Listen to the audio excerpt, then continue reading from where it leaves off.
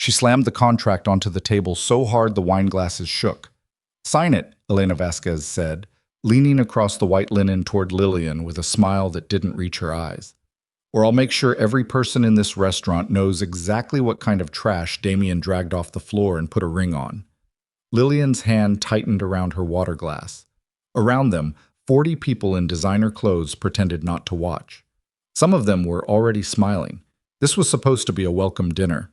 That contract, 3 pages demanding Lillian surrender any claim to Damien's assets in exchange for social acceptance from the wives of Chicago's most powerful crime families, was Elena's idea of a greeting. Lillian looked at the paper. Then she looked at Elena. And she did something nobody in that room expected. She smiled back. If you've ever been underestimated by someone who thought your silence meant weakness, this story is for you.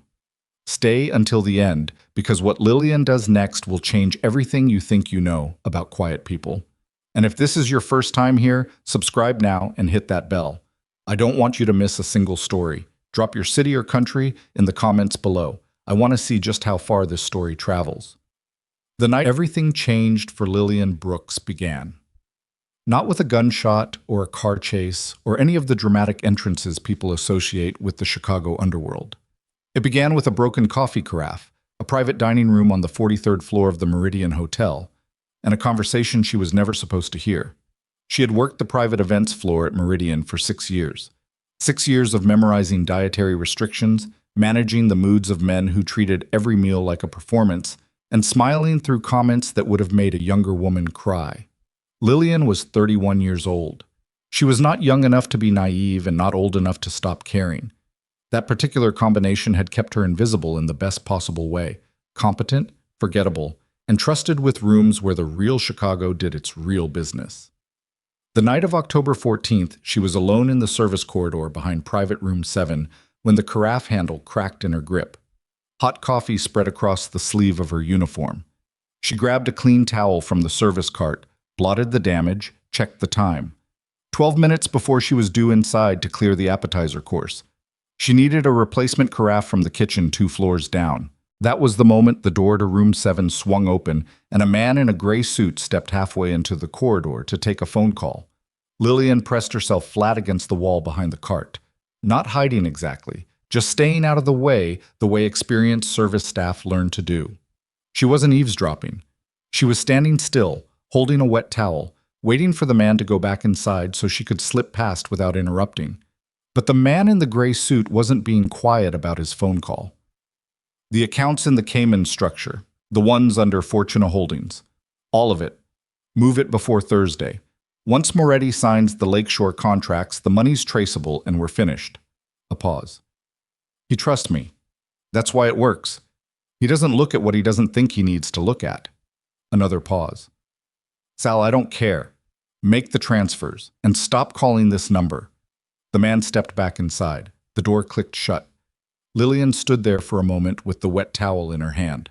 She was not an accountant. She did not know the specifics of Fortuna Holdings or the Lakeshore contracts.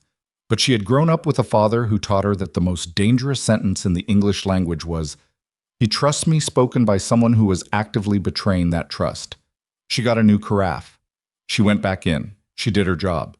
And for the next 4 hours, while she cleared plates and refilled glasses and moved around the edges of Private Room 7, like she was part of the furniture, she watched the man in the gray suit, whose name, she eventually gathered from the conversation, was Marcus Trent, sit directly to the right of Damien Moretti and laugh at his jokes and touch his shoulder and call him boss with an ease that made her stomach hurt.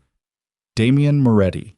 She had heard the name the way everyone in Chicago had heard it, quietly, seriously, and always with the understanding that you didn't discuss it loudly. He was not a politician or a television personality. He was not famous in any way that involved cameras or publicists. He was famous in the way that certain buildings become famous, not because of anything written about them, but because of the way people's voices dropped slightly when they mentioned them. He was younger than she expected. Maybe 40, 42. Dark hair going silver at the temples. A face that was not handsome in any conventional way, but was the kind of face that made it difficult to look away from.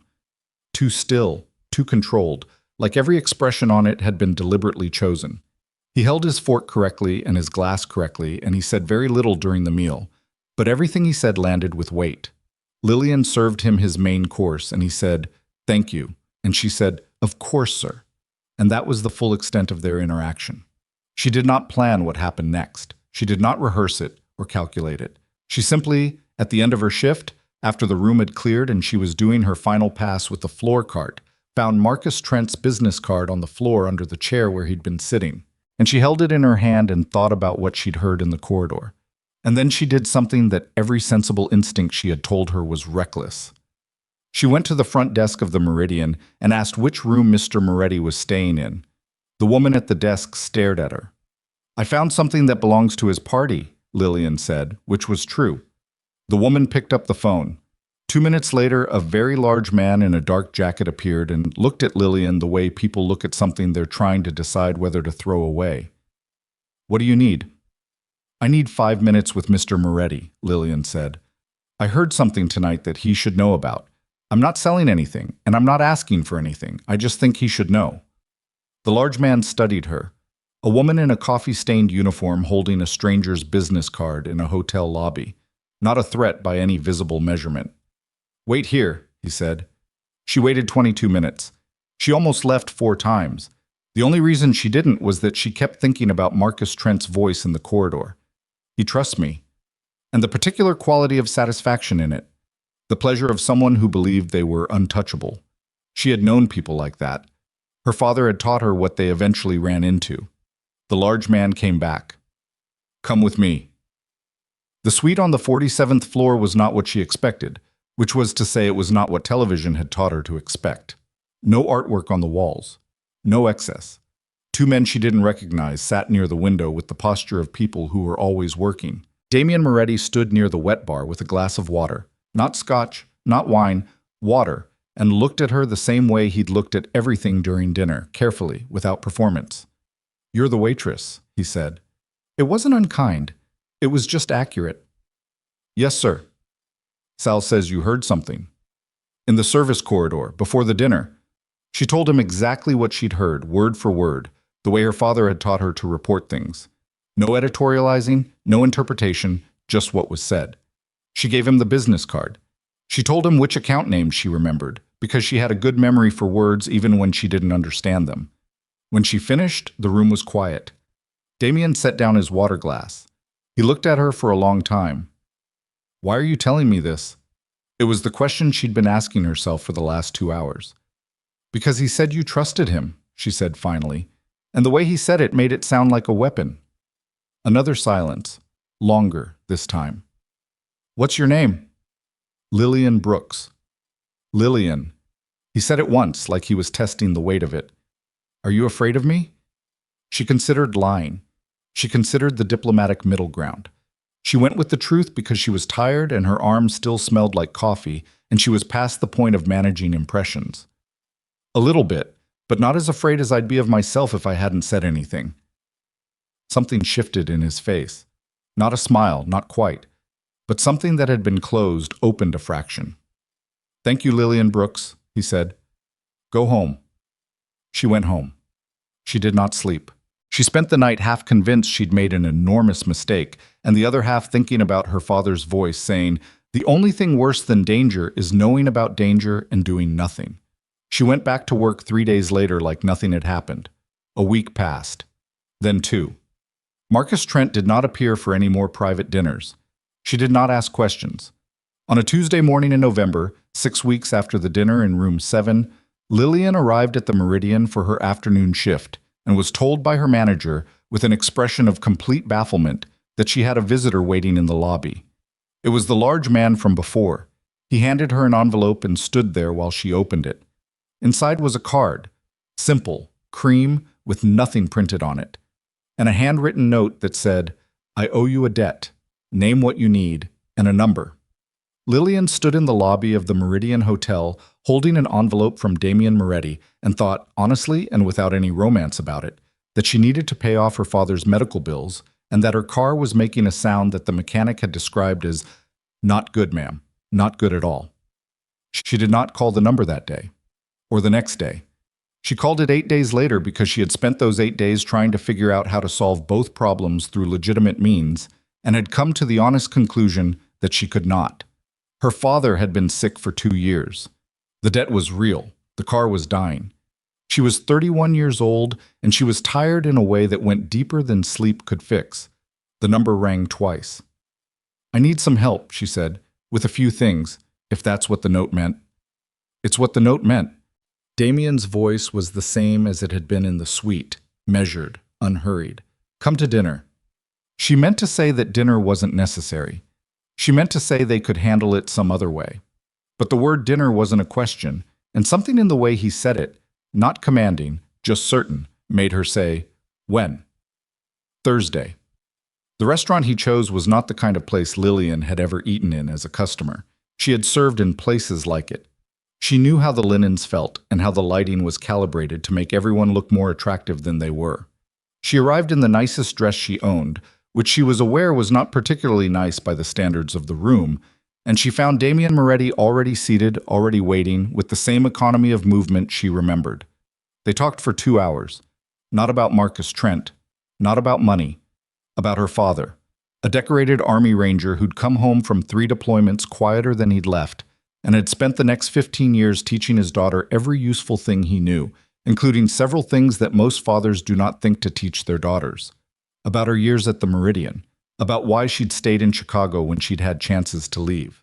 About what she thought mattered.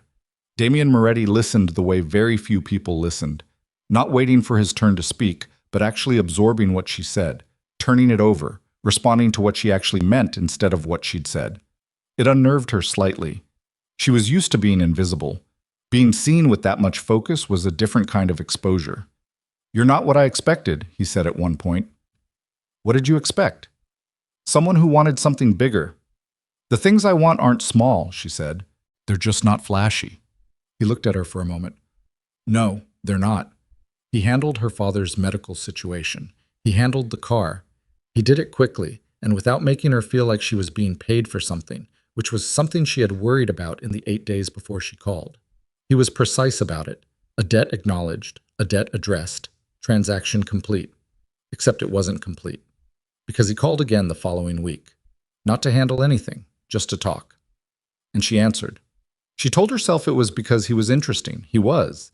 She told herself it was gratitude. It was partly that too. But the honest truth, the one she admitted only to herself lying awake at 3 in the morning while the November wind came off the lake, was that she had never in her adult life had a conversation with anyone who made her feel like what she said genuinely mattered. She was aware of what he was. She did not pretend otherwise. Her father would have had opinions. She was also aware of what she had been before the night of October 14th, a woman who had been quietly disappearing into the furniture of other people's lives for 6 years, serving them and clearing after them and going home to a small apartment and a father who needed more help than she could comfortably provide. Danger was not abstract to her.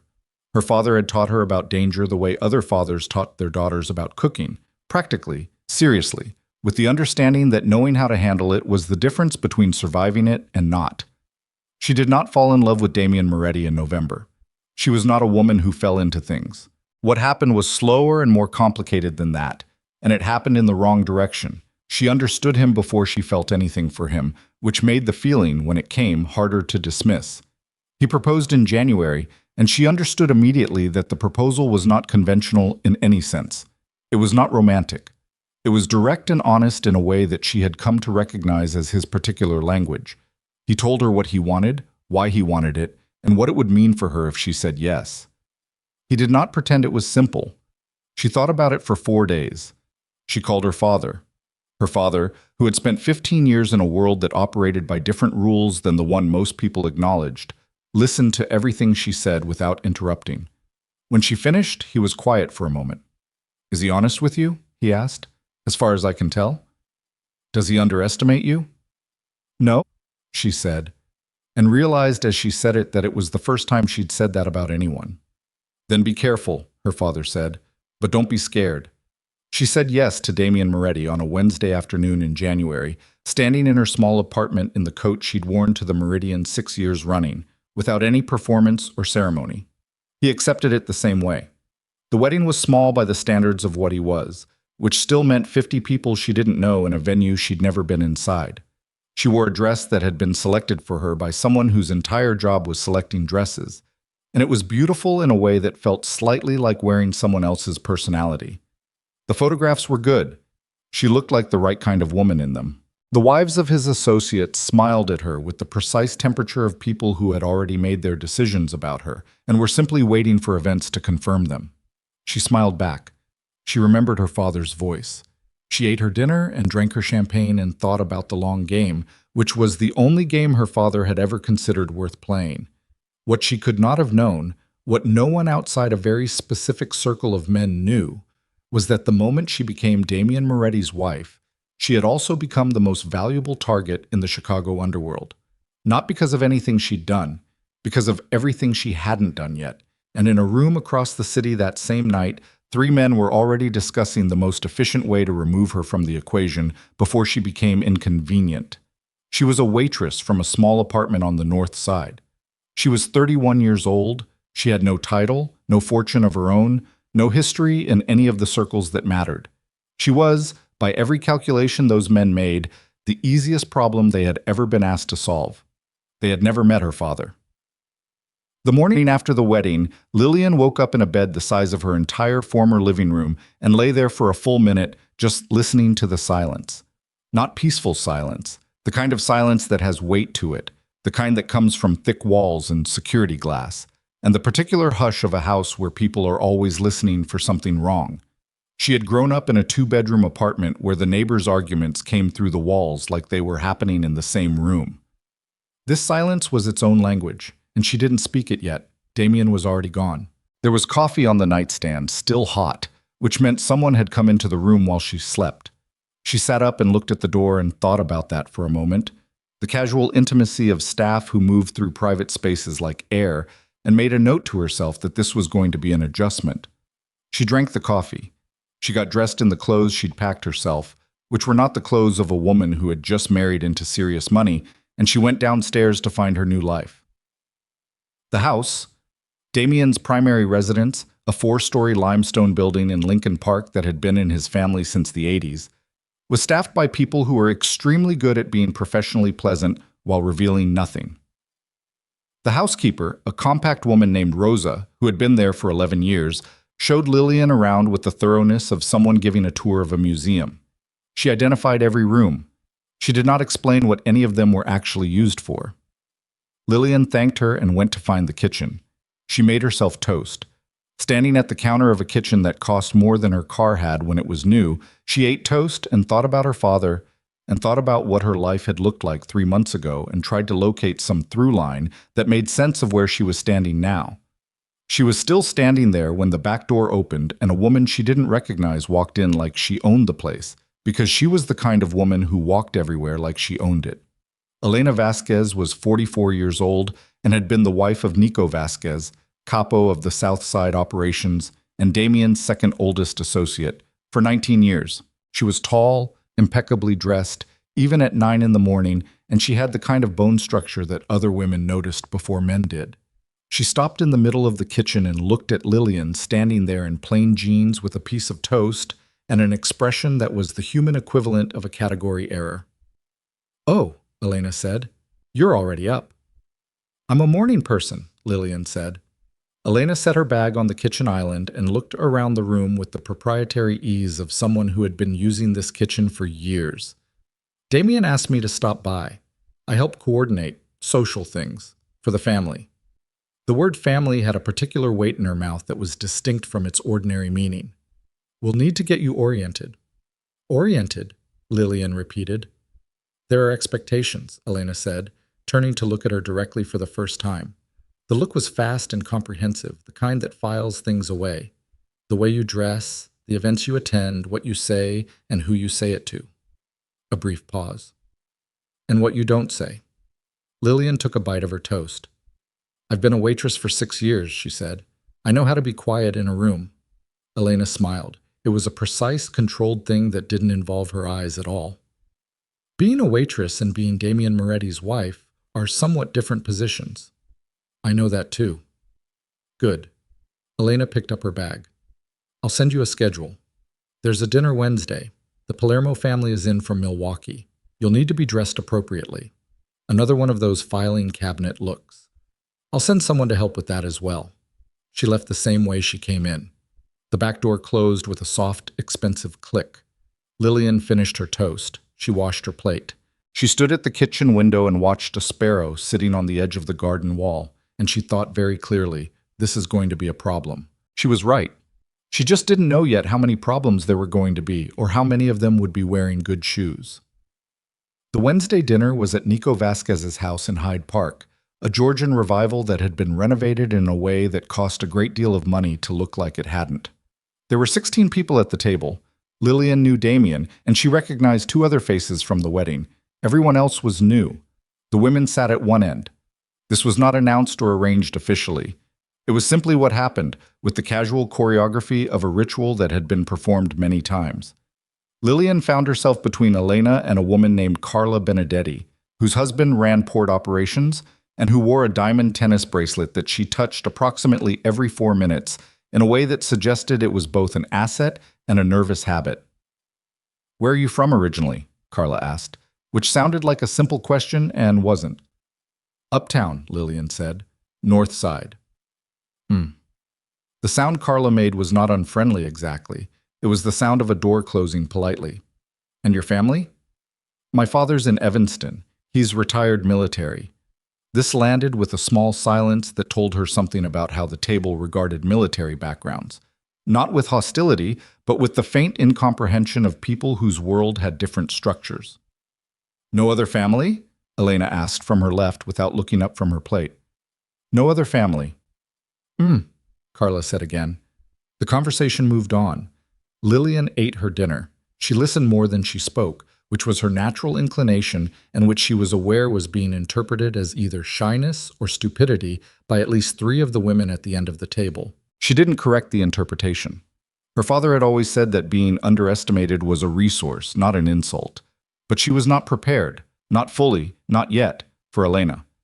The dessert course arrived and the conversation had shifted to the subject of the upcoming fundraiser for the Children's Hospital, which was apparently an annual event and a significant social marker, and Elena turned to Lillian with the brightness of someone about to be kind in a way that wasn't, and said, "We'll need to think carefully about your role, of course. These events require a certain presence. People will be curious about Damien's choice." A small pause, perfectly weighted. "We want to make sure the impression is the right one." The table didn't go quiet. It just angled slightly, the way rooms do when people are pretending they're not listening. "What impression are you worried about?" Lillian asked. Elena tilted her head. "People will have questions. About how you met, about your background. It's natural." "My background is that I'm a person who worked for a living," Lillian said. "I'm not embarrassed about it." "Of course not," Elena said, smooth as river water. "It's charming, really. Damien's always been unpredictable." Another small pause. "We just want to make sure you're comfortable. In this world, it takes time to find your footing." Lillian put down her fork. She looked at Elena directly and said, in a voice that was conversational and utterly calm, "I have good footing. Thank you for the concern." Elena smiled. Carla touched her bracelet.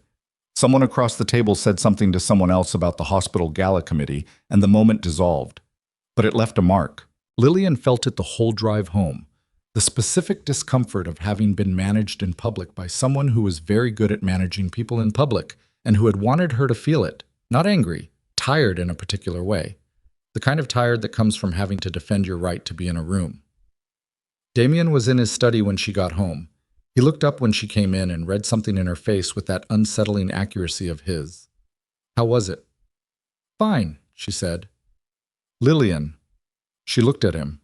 He was sitting at his desk with his jacket off and his sleeves rolled up, and he looked not approachable exactly, but present in a way that made honesty seem like the least complicated option. "Elena is going to be an issue," she said. "I know." "You knew before tonight?" "Elena is always an issue," he said. "She's also extremely useful, and she's been with this family longer than most people who work for me directly." He looked at her carefully. "She's not dangerous, she's territorial. That's a distinction I'll care about more when she's not trying to make me feel like a mistake in your living room." Something moved across his face. Not quite guilt, but adjacent to it. "I'll talk to her." Don't, Lillian said immediately. He raised an eyebrow. If you talk to her, I become someone who needed protecting. I'll handle it myself. Another one of those long looks of his, calibrating.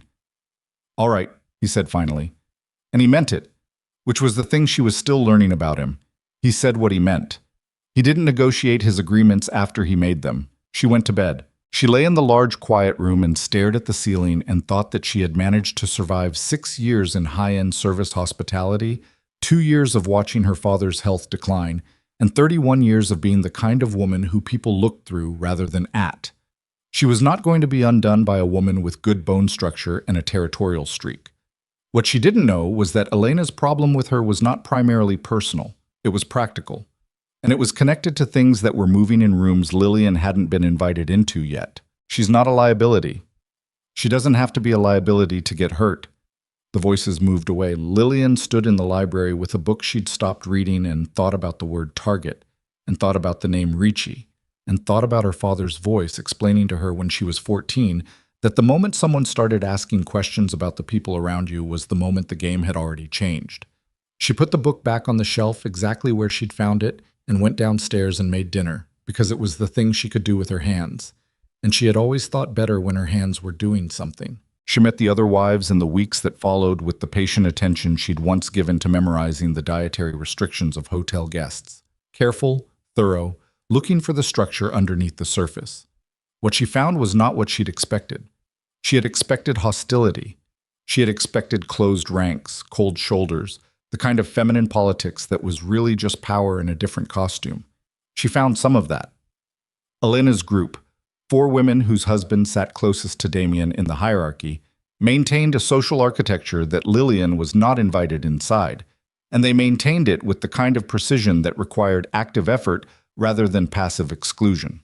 But she also found Marta Sorrento, whose husband Tony ran the North Shore operations, and who had been born in a working-class neighborhood on the east side of Milwaukee, and who had married into this world at 22 and had spent 15 years watching other women look at her the same way they now looked at Lillian. Marta was 41, direct in a way that was almost startling in that environment, and she said, on the first occasion she and Lillian were seated near each other, "Elena doesn't actually hate you." "I know," Lillian said. Marta looked at her with something like reassessment. "Most women think she does. She's protecting something. It's different from hate." "What do you think she's protecting?" Lillian considered the question honestly. Her position. Maybe Damien's first wife's memory, or the idea of her. Maybe just the order she's built. She looked at Marta. What was his first wife like? Marta was quiet for a moment in a way that had texture to it. She was from this world, born into it. Her father was significant. She died 4 years ago. Cancer. Another pause. She and Elena were very close. Lillian absorbed that. That's useful to know. Most people don't ask, Marta said. Most people don't want the complicated answer. Marta almost smiled. No, they don't. It wasn't a friendship, not exactly, but it was something. A foothold in the social landscape that was not built on Damien's authority or Elena's tolerance. It was hers, small and real, and she protected it the way she protected everything that was hers. The contract appeared 6 weeks into the marriage. Lillian came down to breakfast on a Saturday morning to find Elena already in the house. Again, that proprietary ease, the back door, the assumption of access, sitting at the kitchen table with a leather folder and a cup of Rose's coffee. Damien was at a meeting that had started at 6 in the morning, which was apparently normal. Lillian had stopped being surprised by the hours. "I need your signature on something," Elena said, sliding the folder across the table before Lillian had even sat down. She opened it. 3 pages. Dense language, the kind written specifically to be difficult to parse on first reading. She read it anyway. She read all 3 pages, slowly, while Elena sat across from her with an expression of polite patience.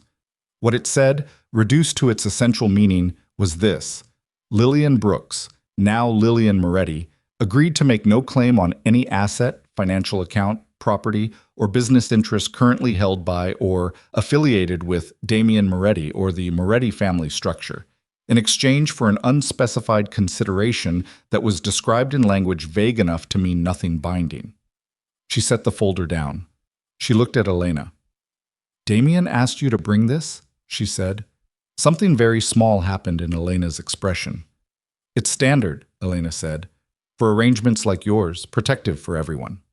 Protective for who? For the family, for Damien's interests. You'd be protected too. It clarifies your position. My position is Damien's wife, Lillian said. That seems fairly clear already. Lillian. Elena leaned forward slightly, and the performance of patience dropped a fraction, which was actually more interesting than the performance had been. I'm going to be honest with you. You came from nowhere. You have no history here, no family backing, no understanding of what it took to build what Damien has built. The people in this world, they're watching. They're wondering why you're here and how long you'll stay. This document is a way of managing that uncertainty. For them. For everyone. Lillian folded her hands on the table. Her voice stayed exactly the same temperature it had been since the conversation started.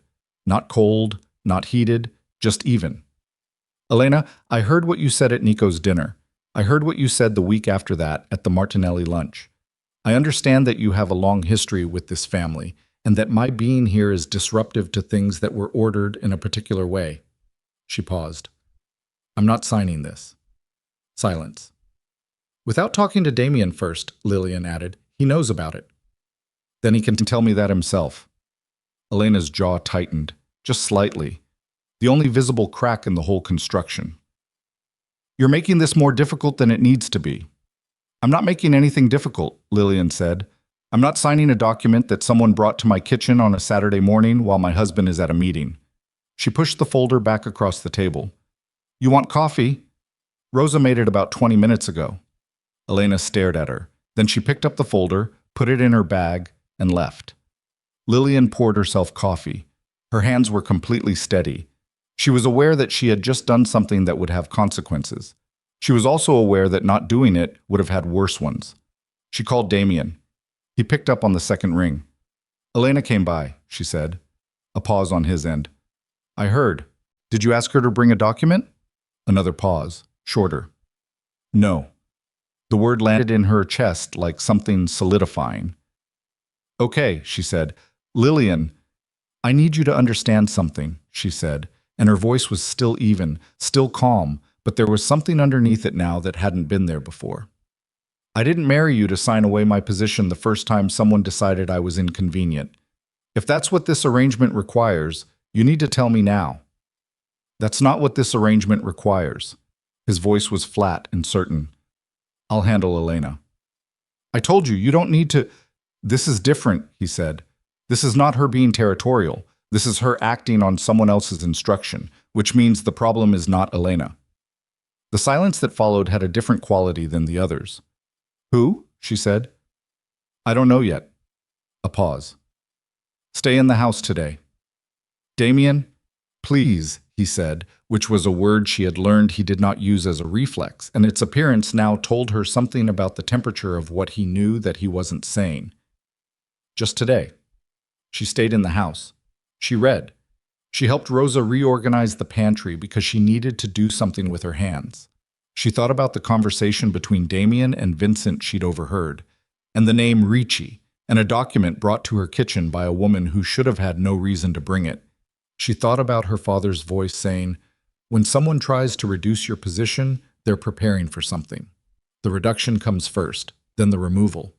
By evening, she had a headache that sat behind her eyes like something pressing from the inside. Damien came home at 9 and looked at her across the kitchen and said, very quietly, the document was Nico Vasquez's idea.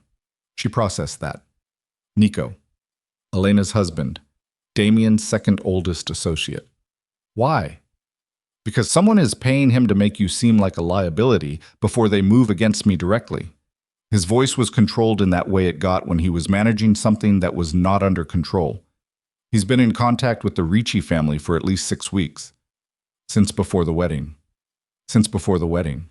She sat down at the kitchen table. Her headache intensified. So Elena didn't know. Probably not everything. Nico is careful. She still came to my kitchen with a document. She thought she was doing the right thing for the family. A pause. She thought she was protecting Damien, his money, his interests. She didn't know she was protecting Ricci's plan. Lillian looked at her hands on the table. What are you going to do? I need to verify before I move. I need the financial connection, not just the meetings. And in the meantime? He looked at her steadily. In the meantime, I need you to keep appearing at events. Keep being present. If you disappear from the social calendar right now, it signals to Ricci that I know something's moving. She looked up at him. You want me to be the thing that makes them think nothing's changed? Yes. While you find the financial connection. Yes. She breathed in. She breathed out. She thought about that dinner at Nico's house 6 weeks ago, and Elena's smile and the table angled to listen, and the whole performance of it, and she thought about what it meant that she'd been sitting in that room being managed while a plan was already being assembled around her like a frame around a photograph. All right, she said. Lillian. He crossed the kitchen and sat across from her, which was something he did rarely. Usually he stood, always in motion. Sitting meant something. I need to know you understand what I'm asking. You're asking me to be visible while you work. I'm asking you to trust me enough to stay in the open when every instinct you have is probably telling you to go somewhere safe. She looked at him. My instincts have never told me to go somewhere safe, she said. My father didn't raise me that way. For a long moment, he just looked at her, and she could see him doing that thing he did, calibrating, measuring, deciding what was true. What he found seemed to settle something in him. There's a retreat next weekend, he said. The senior families. Mountain house in Wisconsin. I was going to cancel it. Don't, she said immediately. It's isolated. If Ricci decides to move early, if Ricci thinks you canceled because of him, he'll move faster. She had her father's voice in her head now, steady and precise, the voice from 100 training sessions in their small apartment. Retreat signals weakness. Weakness invites attack. If you have to be in the open on your terms. Go. I'll go with you. Damien was quiet for a moment. You're certain? She was not certain. She was 31 years old, and she was sitting in a kitchen that cost more than her former apartment building. And she had a headache that wouldn't quit, and somewhere across the city, a man named Ricci was making plans that included her removal as a line item.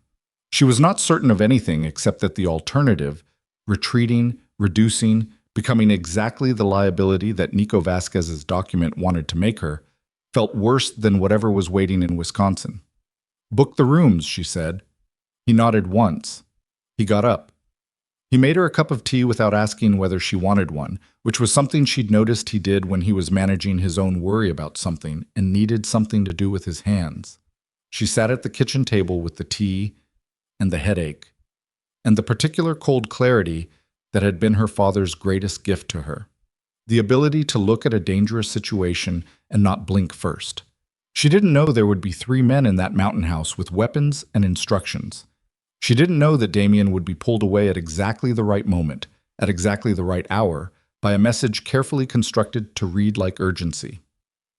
She didn't know that when the lights went out in the stone mansion at the edge of the Wisconsin wilderness, she would be alone in the dark with nothing but what her father had spent 15 years teaching her. But some part of her, the part that had stood in a hotel corridor with a wet towel and made a decision that changed everything, already knew that whatever was coming, she was not going to meet it sitting down. The drive to Wisconsin took 4 hours. Lillian spent most of it watching the landscape change through the passenger window, the city giving way to suburbs, suburbs giving way to the flat gray expanse of late November farmland, then the first suggestion of hills, then the hills themselves, dark with pine and bare oak, and the particular silence of places that don't get much traffic. Damien drove. He didn't talk much on drives, which she had learned was not discomfort, but concentration. He used movement to think, and he thought better without narration. She was fine with that. She had things to think about too. The Moretti Mountain House was not what the word house implied. It was a stone and timber structure built into the hillside in the 1960s by Damien's grandfather, expanded twice since, with enough rooms to sleep 20 and enough land around it that the nearest neighbor was a 40-minute drive down an unpaved road. It sat at the end of a private access road that wound through dense Wisconsin forest for 3 miles before the gate appeared, and past the gate the trees pressed in from both sides so closely that the headlights barely reached the shoulders. Lillian watched the gate close behind them in the side mirror and thought about the word isolated that Damien had used when he'd first mentioned the retreat. and breathed through the small tightening in her chest that she would not call fear because it wasn't exactly fear. It was the physical alertness that her father had taught her to recognize and use rather than suppress. Your body knows things your brain is still catching up to, he'd told her once, sitting across from her in their small kitchen with a topographic map spread between them and the particular patience of someone who understood that some lessons had to be taught twice, 3 times, a dozen times before they became reflex. Don't apologize for it. Just listen. She was listening. The senior families arrived in staggered intervals over the course of Friday afternoon and evening. 6 couples total, plus Damien's inner circle of 4. Men whose specific roles Lillian understood only in outline, whose history with Damien ran back decades, and whose loyalty was, as far as she could observe, genuine.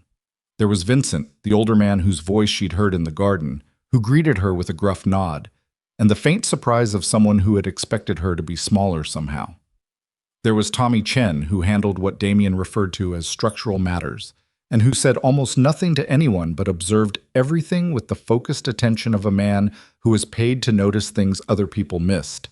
And there was Nico Vasquez, who arrived with Elena at 7 on Friday evening and shook Damien's hand in the entrance hall and kissed Lillian on the cheek and said, "Good to see you here, Lillian. Looks good on you. The mountain air." With the ease of a man who had been performing ease for so long, it had become his resting state. Lillian smiled. She said thank you. She watched him move through the entrance hall with the proprietary comfort of a man in familiar territory, and she felt the back of her neck do something that she paid attention to. Elena beside him met Lillian's eyes briefly. Something passed through Elena's expression that was not quite guilt and not quite warning, something more complicated than either, the expression of a woman who knew more than she'd been told and was not entirely certain what to do with that knowledge. Lillian filed it. She moved on. Friday night was dinner and the performance of normalcy, conversation about business in the language these people used for business, which was oblique and referential and required fluency in a context Lillian was still building, though she understood more of it now than she had 6 weeks ago. She ate. She listened. She said the right things in the right amounts, which for her meant less than most people said and chosen more carefully. Damien sat at the head of the table and managed the room the way he managed everything, without apparent effort, which was itself a kind of effort, the effort of someone who had spent decades learning to make control look like ease. Nico sat to his left and talked more than anyone else at the table, which Lillian was also filing, because in her experience the loudest voice in a room was usually either the most confident or the most nervous, and she was becoming increasingly certain which one Nico was. She went to bed at 11. Damien stayed downstairs. She lay in the unfamiliar dark and listened to the house settle around her. The sounds it made were different from the Lincoln Park house, older, more organic, the sounds of stone and timber adjusting to the cold. And she slept in the shallow, alert way she'd learned from her father, the way that wasn't really sleep so much as rest with the lights left on inside. Saturday was the meeting. It ran from 9 in the morning until mid-afternoon, in the large room at the back of the house that Damien's grandfather had built for exactly this purpose. Long table, no windows on the north wall, a single door. Lillian was not in the meeting. This was not something she objected to or was surprised by. She understood that there were rooms she was not yet meant to be in, and she used the time to do what she always did when she had unstructured hours in a place she didn't know well. She learned the house. She walked every hallway. She opened every door that wasn't locked and noted the ones that were. She identified the exits, 3 main ones, plus a service door at the back of the kitchen and a ground floor window in the utility room that had a latch that didn't fully engage. She noted where the light switches were in relation to the exits. She noted where the furniture was heaviest and most fixed. She walked the perimeter of the building in the cold afternoon air, her breath making small clouds, her feet learning the ground, where it was even, where it sloped, where the stone path ended and the grass began and where the grass gave way to the tree line. She was not doing this because she planned to need it. She was doing it because her father had made it as automatic as breathing. You walk into any new space, you learn it, not because something's wrong, because something might be, and if it is, you won't have time to learn it then. She went back inside at 3:30. Rosa had come with them. Rosa went everywhere the household went. And she was in the kitchen making something that smelled like the only uncomplicated thing in the building. Lillian sat at the kitchen table and drank coffee and helped Rosa with prep work because it felt good to do something with her hands. And they talked about small things, practical things, in the easy rhythm of two women who had learned to find each other's company useful. At 4:15, Damien appeared in the kitchen doorway. He looked at her and said, "Can you give us a minute, Rosa?" And Rosa dried her hands and left with the unhurried dignity of a woman who had been navigating rooms like this for 11 years. Damien sat down across from Lillian. "Tommy pulled the financial thread," he said. She set down her coffee. "And?" "Ricci paid Nico through 3 shell companies. It goes back 8 months. His voice was level, but there was something underneath it. Not anger exactly. Something colder than anger. The thing that came after anger, when the anger had finished burning and left something harder behind. He wasn't just working with Ricci, he helped structure the original approach to Marcus Trent. Lillian absorbed that. "Nico set up the man who was stealing from you. Before I met you, before room 7. He paused. "Which means the night you overheard that conversation wasn't an accident." The kitchen was very quiet. "They wanted you to hear it," she said slowly. "They wanted me to find out about Trent through a source I'd trust. A civilian with nothing to gain. Someone who'd make the information clean." He looked at her steadily. "They needed me distracted, focused on the traitor in front of me, while the real structure was being built around me." She thought about standing in that corridor with a wet towel and a broken carafe. She thought about the way the door had swung open at exactly the moment she was stuck there, unable to move. She thought about a man in a gray suit taking a phone call in a service corridor of a hotel where private meetings were handled by experienced staff who knew better than to leave doors open during sensitive conversations. "He opened that door on purpose," she said. "Yes. They knew I was there. They knew someone would be there. They chose a room with a service corridor access for exactly that reason." A pause. "They just didn't know you'd actually come upstairs. That wasn't part of the plan." "No." Something shifted in his expression, something she couldn't fully name, but which had weight to it. "You weren't supposed to warn me. You were supposed to hear enough to repeat it to someone else, and that someone else would eventually get it to me in a way that was deniable and slow. You going upstairs directly that night, that disrupted their timeline." She sat with that for a moment. The whole shape of the last 4 months rearranging itself around this new fact, every scene playing back with different lighting. The elevator, the lobby, the suite on the 47th floor, the dinner on Thursday, the proposal in January.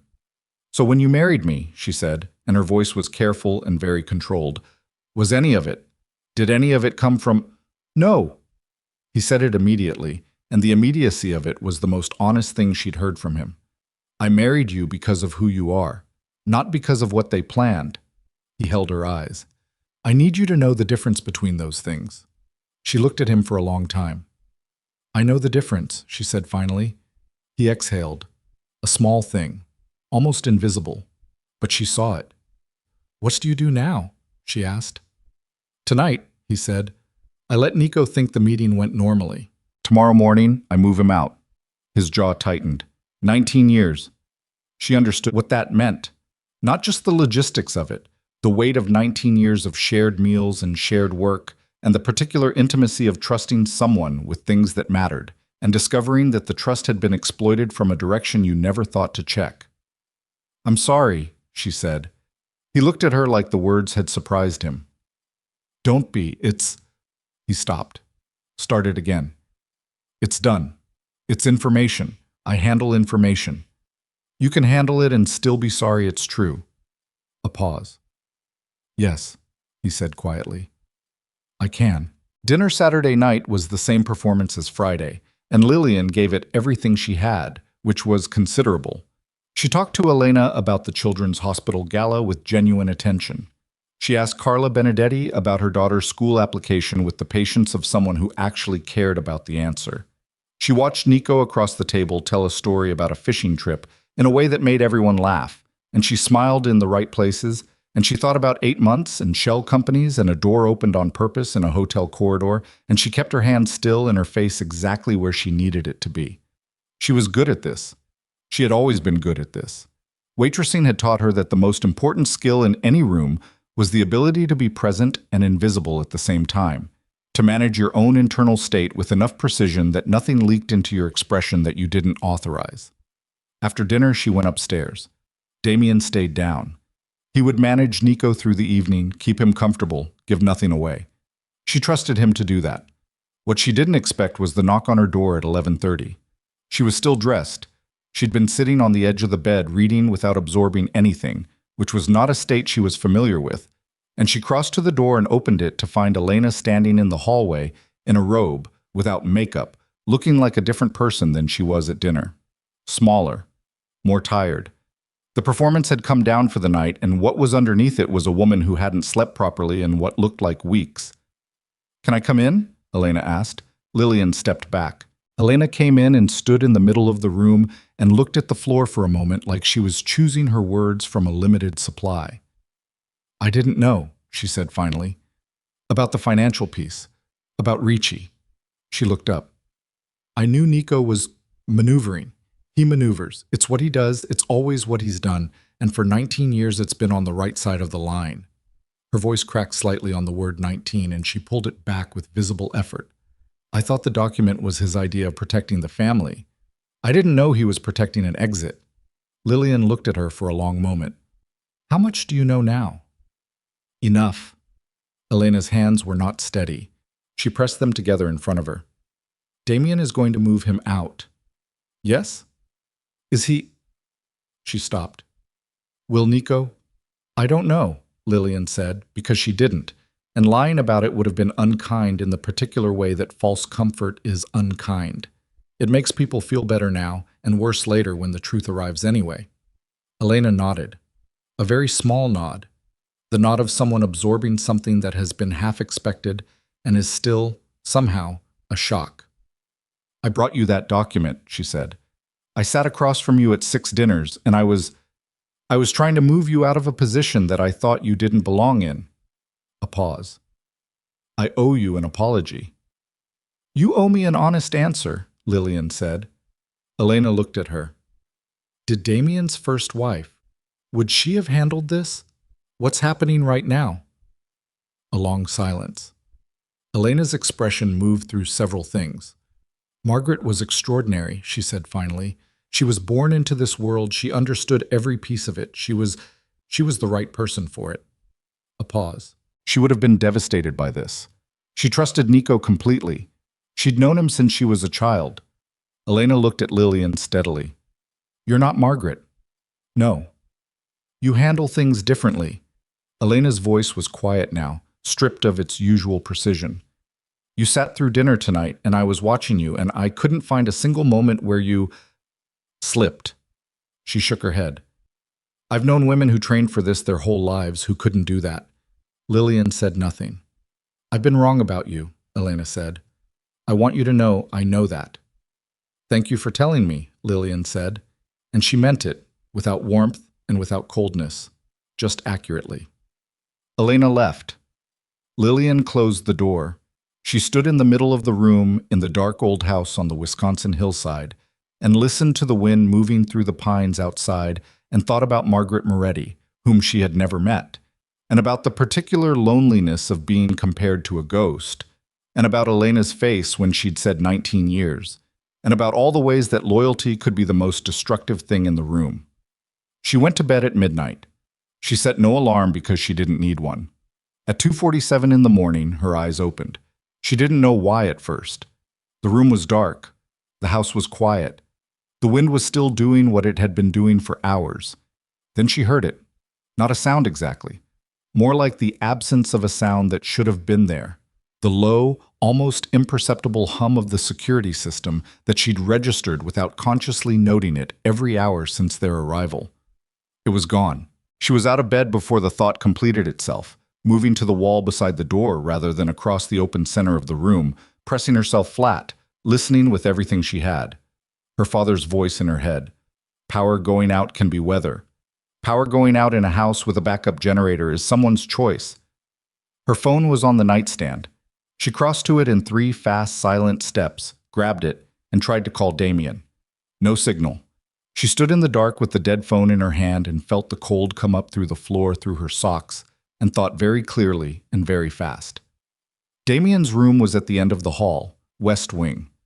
She had walked this hall twice yesterday, once in each direction, and she knew it the way she knew everything she'd catalogued: door frames, a side table midway, the runner rug that ended 2 feet before the staircase.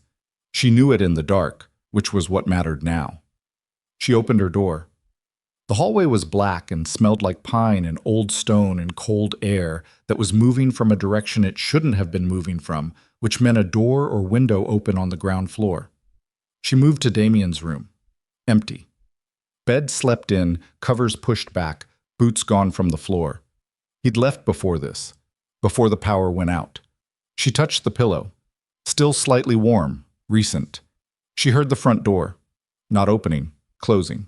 The soft but distinct click of a heavy door brought carefully shut by someone who did not want to make noise and didn't quite manage to make none. She moved to the window. Through the glass she could see the front drive, the faint shapes of the vehicles, the dark tree line, and one other thing, a set of taillights disappearing down the access road, Damien's car. She stood at the window for 3 seconds, 3 full, deliberate seconds, and ran the math. Damien was gone. Someone had cut the power and the signal. The access road was the only way in or out, and a car had just gone down it. Her father's voice, from a training session when she was 16 and had been frustrated by a scenario that felt unrealistic. It doesn't matter if you think it's going to happen. If you've prepared for it, you can handle it. If you haven't, you can't. Prepare for everything. She breathed in through her nose, out through her mouth, slow, controlled. Then she heard the first footstep on the stairs. Not Rosa. Rosa slept in the east-facing room and moved like a larger person, with the confident heaviness of someone comfortable in the house. This was something else. Someone who knew where the stairs were, but not where the third step from the bottom creaked, which it did, which told her this person had been in this house before, or had been given a floor plan that didn't include the kind of detail you only got from living somewhere. One person on the stairs. She tilted her head, listened with the training that made other sounds recede. 2 more. Ground floor. Different part of the house, moving toward the kitchen, the service approach, the back way that she had found and logged on her walkthrough yesterday afternoon. 3 total. Coming from 2 directions. She stood in Damien's room in her socks and the clothes she'd slept in, because she'd gone to bed dressed, which was her father's habit, and now hers, because you don't get time to change when something goes wrong at night. And she made a decision in the space of 1 breath. She did not go for the door. She went for the window, not to escape. The drop from the 2nd floor to the stone terrace below was survivable but loud, and loud was the one thing she absolutely could not be. She went to the window to unlatch it and leave it precisely, deliberately, 1 inch open. Then she crossed back to the door and through it and into the hallway. And she went left instead of right, away from the stairs toward the north end of the hall where the linen storage room was. A door she'd opened yesterday to find shelving units in darkness, and at the back, a second door that connected to a service passage that ran down to the kitchen level. She was in the linen room with the door pulled to, not latched, not clicked, just resting in the frame, when the footsteps on the stairs reached the top. She stood in the dark between 2 shelving units and breathed through her mouth in absolute silence and listened to a person move down the hallway toward Damien's room. Male. Heavy in the shoulders, she could tell from the footfall distribution. Weight forward, not heel striking. Someone trained to move quietly, who was nonetheless bigger than he wanted to be for this kind of work. The footsteps stopped outside Damien's room. A pause. Long enough that she counted 12 of her own heartbeats. Then, West Hall clear. A voice barely above a murmur. Room's empty, windows open. A reply from somewhere below, too muffled to parse the words but clear enough to identify. A second voice, and the quality of it, clipped, professional, the tone of someone coordinating rather than improvising. Then a third voice, from the kitchen direction, audible because the service passage she was standing next to was a sound channel running straight down through the wall. She's not in the kitchen. Start the sweep. She had perhaps 4 minutes before the systematic search of the upstairs reached the linen room. She could feel her pulse in her throat, which was information. It told her she was afraid, which she expected, and that the fear was functional rather than paralyzing, which was the thing her father had worked to give her most of all. Not the absence of fear, the ability to use it. She turned in the dark and found the inner door to the service passage by feel and pushed it open and descended. The passage was narrow, shoulder width, stone, lit by nothing. She moved down it with one hand trailing the wall, feet finding the steps one at a time, counting as she went because she'd counted them on the way up yesterday. 14 steps to the kitchen level, then a left turn, and 12 feet to the door that opened behind the pantry shelving unit. 12, 11, 10. At 6, she heard one of the men enter the kitchen from the main door. She stopped. She pressed herself against the cold stone and waited while the sound of someone moving through the kitchen went from close to slightly less close, moving toward the far side, toward the family dining area. She went the rest of the way down. The pantry door was a push. She pushed it 2 inches and saw through the gap the kitchen as a field of shapes in darkness. The island, the far counter, the window above the sink with the faint suggestion of night sky. The man who'd come in was not visible, still in the dining room or moved through it. She had the service door in her mind. Back of the kitchen, left of the sink, 10 feet from where she was standing. She came through the pantry door and crossed the kitchen in the dark and found the service door handle and pressed down on the latch and came out into the cold Wisconsin night and the sound of the pines and the smell of snow that wasn't falling yet but was thinking about it. She was outside. She was alive. She was in her socks on a stone path in below freezing temperature with no phone, no car, no weapon, and 3 trained men in the house behind her who were about to realize she wasn't in it. She stood at the edge of the stone path where it met the grass, and the grass met the tree line, and she felt the cold come up through her feet, and she looked at the darkness of the forest ahead and thought about what her father had said about environments. The most dangerous man in a forest is not the one with the best weapon. It's the one who knows the forest better than anyone hunting him. She had walked the perimeter of this building for 30 minutes yesterday. She knew this ground. She stepped off the path and into the trees, and she did not run, because running in the dark through unfamiliar forest was how you broke an ankle and ended everything. She moved fast and low and controlled, and behind her she heard through the trees the sound of the service door opening, the sound of a man stepping onto the stone path and stopping. "She's outside," the voice said. Calm, professional, already recalibrating. "She went into the trees." A pause. "Don't worry about quiet anymore," a different voice said closer to the house. "Just find her." Lillian was already 30 meters into the forest, moving parallel to the access road without getting close enough to be visible from it. And she was doing the things she had been trained to do since she was 14 years old. She was not thinking about fear or cold or the men behind her or what happened if they caught her before Damien came back. She was thinking about the terrain, the slope of the hill, the way sound traveled in pine forest versus deciduous, where the ground was soft enough to muffle footsteps and where it was frozen hard enough to amplify them. She was thinking about the 3 exits she'd cataloged from the building and what each of them implied about where trained men would position themselves once they understood she was outside. She was thinking about what her father had taught her about being hunted. If you're smaller and slower and outnumbered, he'd said, you don't survive by running. You survive by making the space work for you and against them. You pick the ground. You set the terms. You don't let them choose the battlefield. She had picked the ground yesterday afternoon in the cold November air while she walked the perimeter of a stone house in Wisconsin, and she had not known she was doing it for this reason. She had done it anyway. And in the darkness between the pines, Lillian Brooks, who had been a waitress, who was now someone's wife, who was about to become something that had no name yet in any world she'd previously inhabited, stopped running and started thinking like the thing they hadn't expected her to be. The first thing she did was take off her socks, not because of any strategy she'd been. Her father had never specifically addressed Wisconsin pine forest in November at 3 in the morning, but because wet wool on frozen ground was loud in a way that bare feet on pine needles were not, and she needed the ground information anyway. She needed to feel where it was soft and where it had crusted over with frost, where the needles were deep enough to absorb a footstep, and where the exposed root systems would snap underfoot like dry wood. The cold hit her feet like a physical blow, and she breathed through it, controlled, deliberate. Cold was information, not an emergency. Her father had made her stand barefoot in snow at 15 until she understood the difference between pain that was dangerous and pain that was just pain. She stuffed the socks into her waistband and moved. She had roughly a 3-minute lead, maybe less.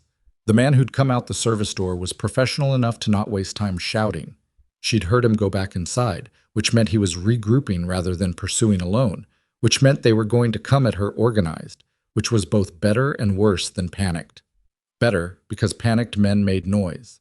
Worse, because organized men covered ground methodically.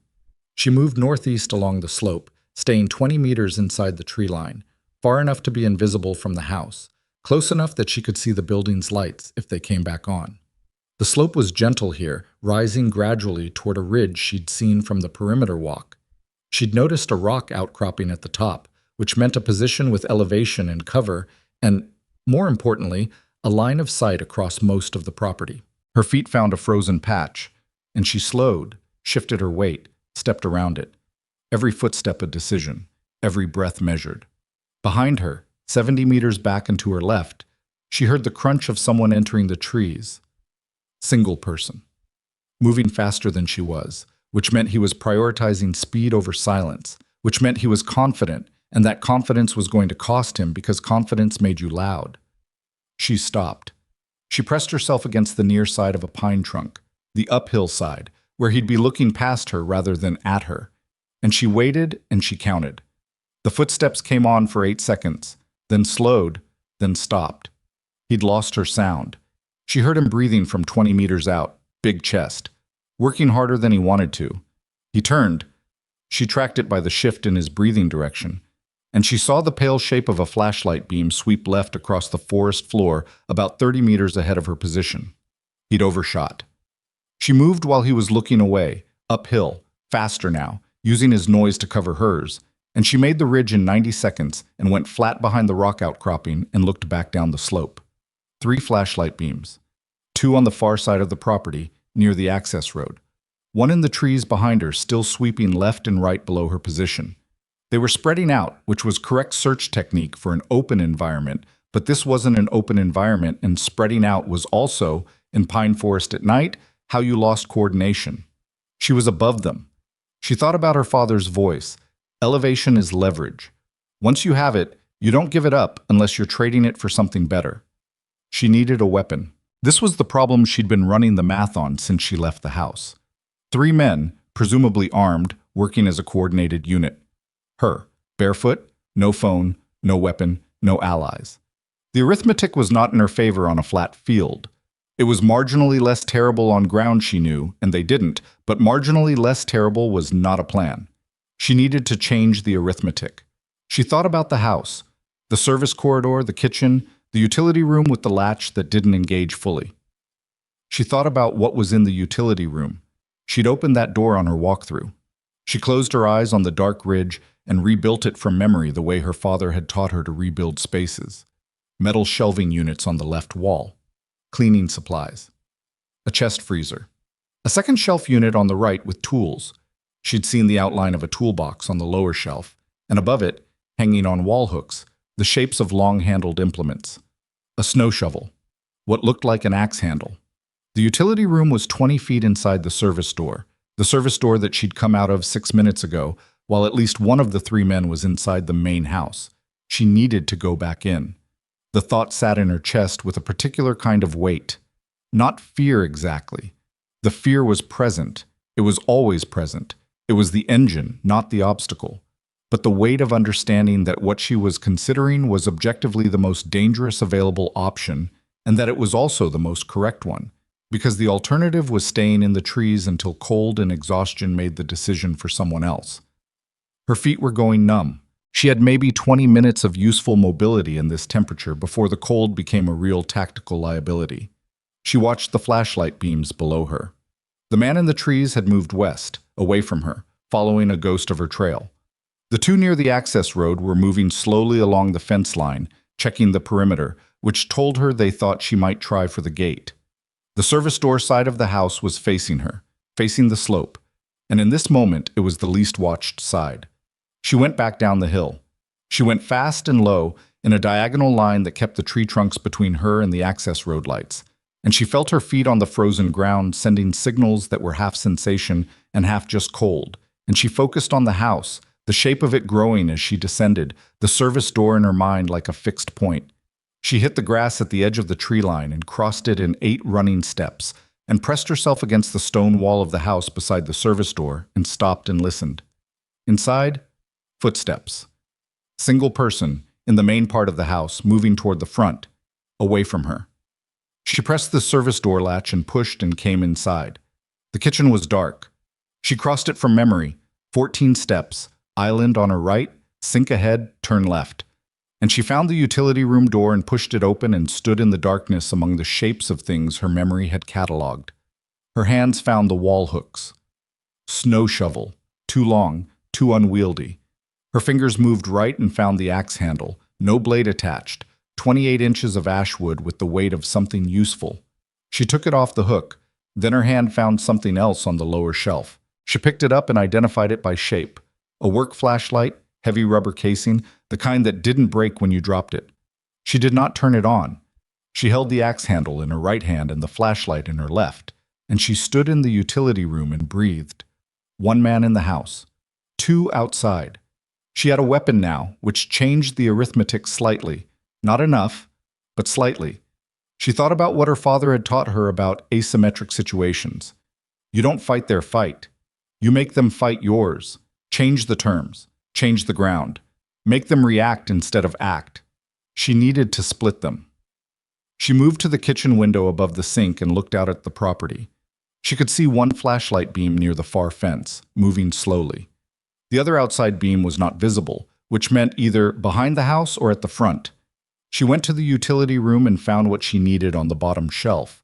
A propane camping lantern, the kind with a manual igniter, the kind her father had kept in their emergency kit for 20 years, and that people kept in Wisconsin retreats because the power went out in Wisconsin retreats. She carried it to the kitchen counter. She found the igniter by feel, the kind that sparked with a push button, and she covered it with her body and pressed it once and got nothing, and pressed it again and got a small pop of flame in the element and turned the valve a fraction. The lantern threw a circle of yellow light. She set it on the kitchen counter where it was visible from the window.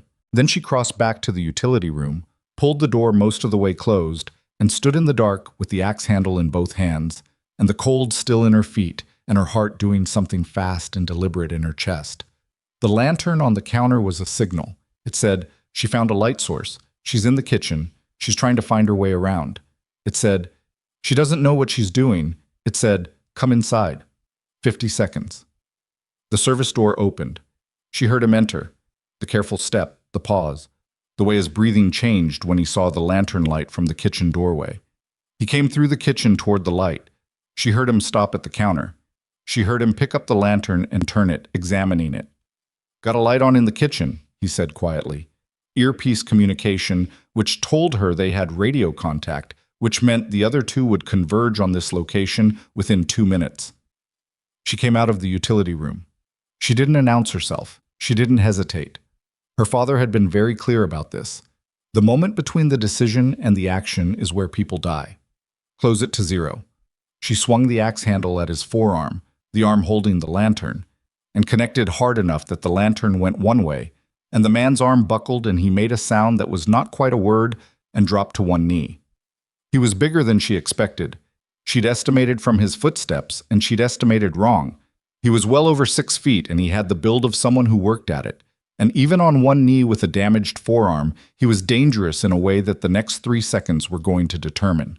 She swung again, lower, at the back of his knee on the planted leg, and he went down. She did not hit him a 3rd time.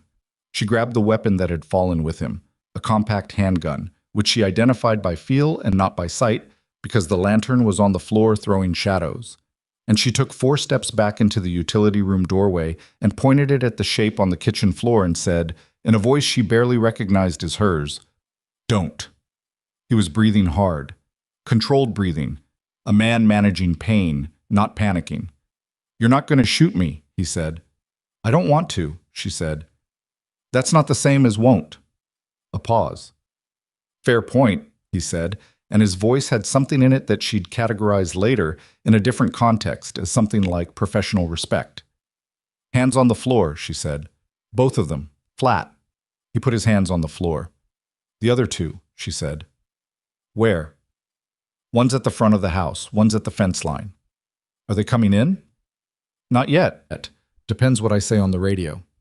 Then you're going to say something useful, she said. Get up slowly. His name, she learned in the next 4 minutes, was not something he was going to tell her, and she didn't push it. What she needed from him was more specific than his name. She walked him at gunpoint to the utility room and used the bungee cords from the bottom shelf. Her father had once told her that bungee cords were underrated as restraints, and she had thought he was being paranoid at the time.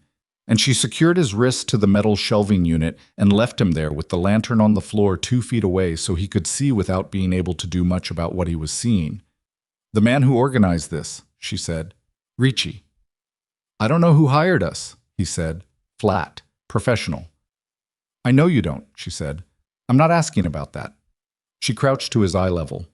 Her feet were still numb and her hands were not completely steady, and she was aware that she looked nothing like the thing she was trying to project, and she did it anyway. The financial routing, the payment structure. You were paid through an intermediary. I need to know the account origin.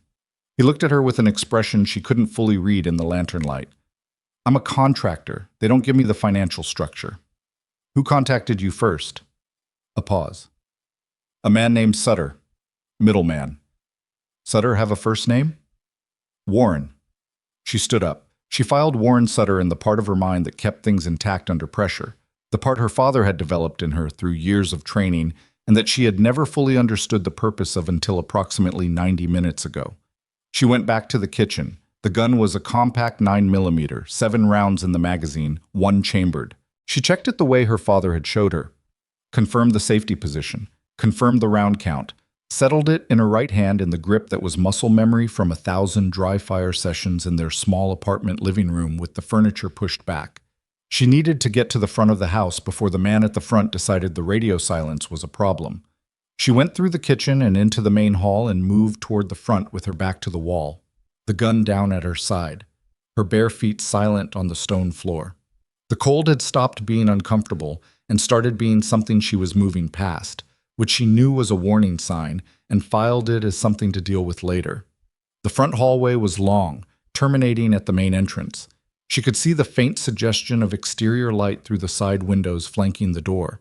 The security lighting running on battery backup, low level, enough to see shapes in the drive. She stopped at the corner where the hallway met the sitting room and looked through the sitting room's front window. The man outside was standing at the bottom of the front steps with his back to the door, watching the driveway.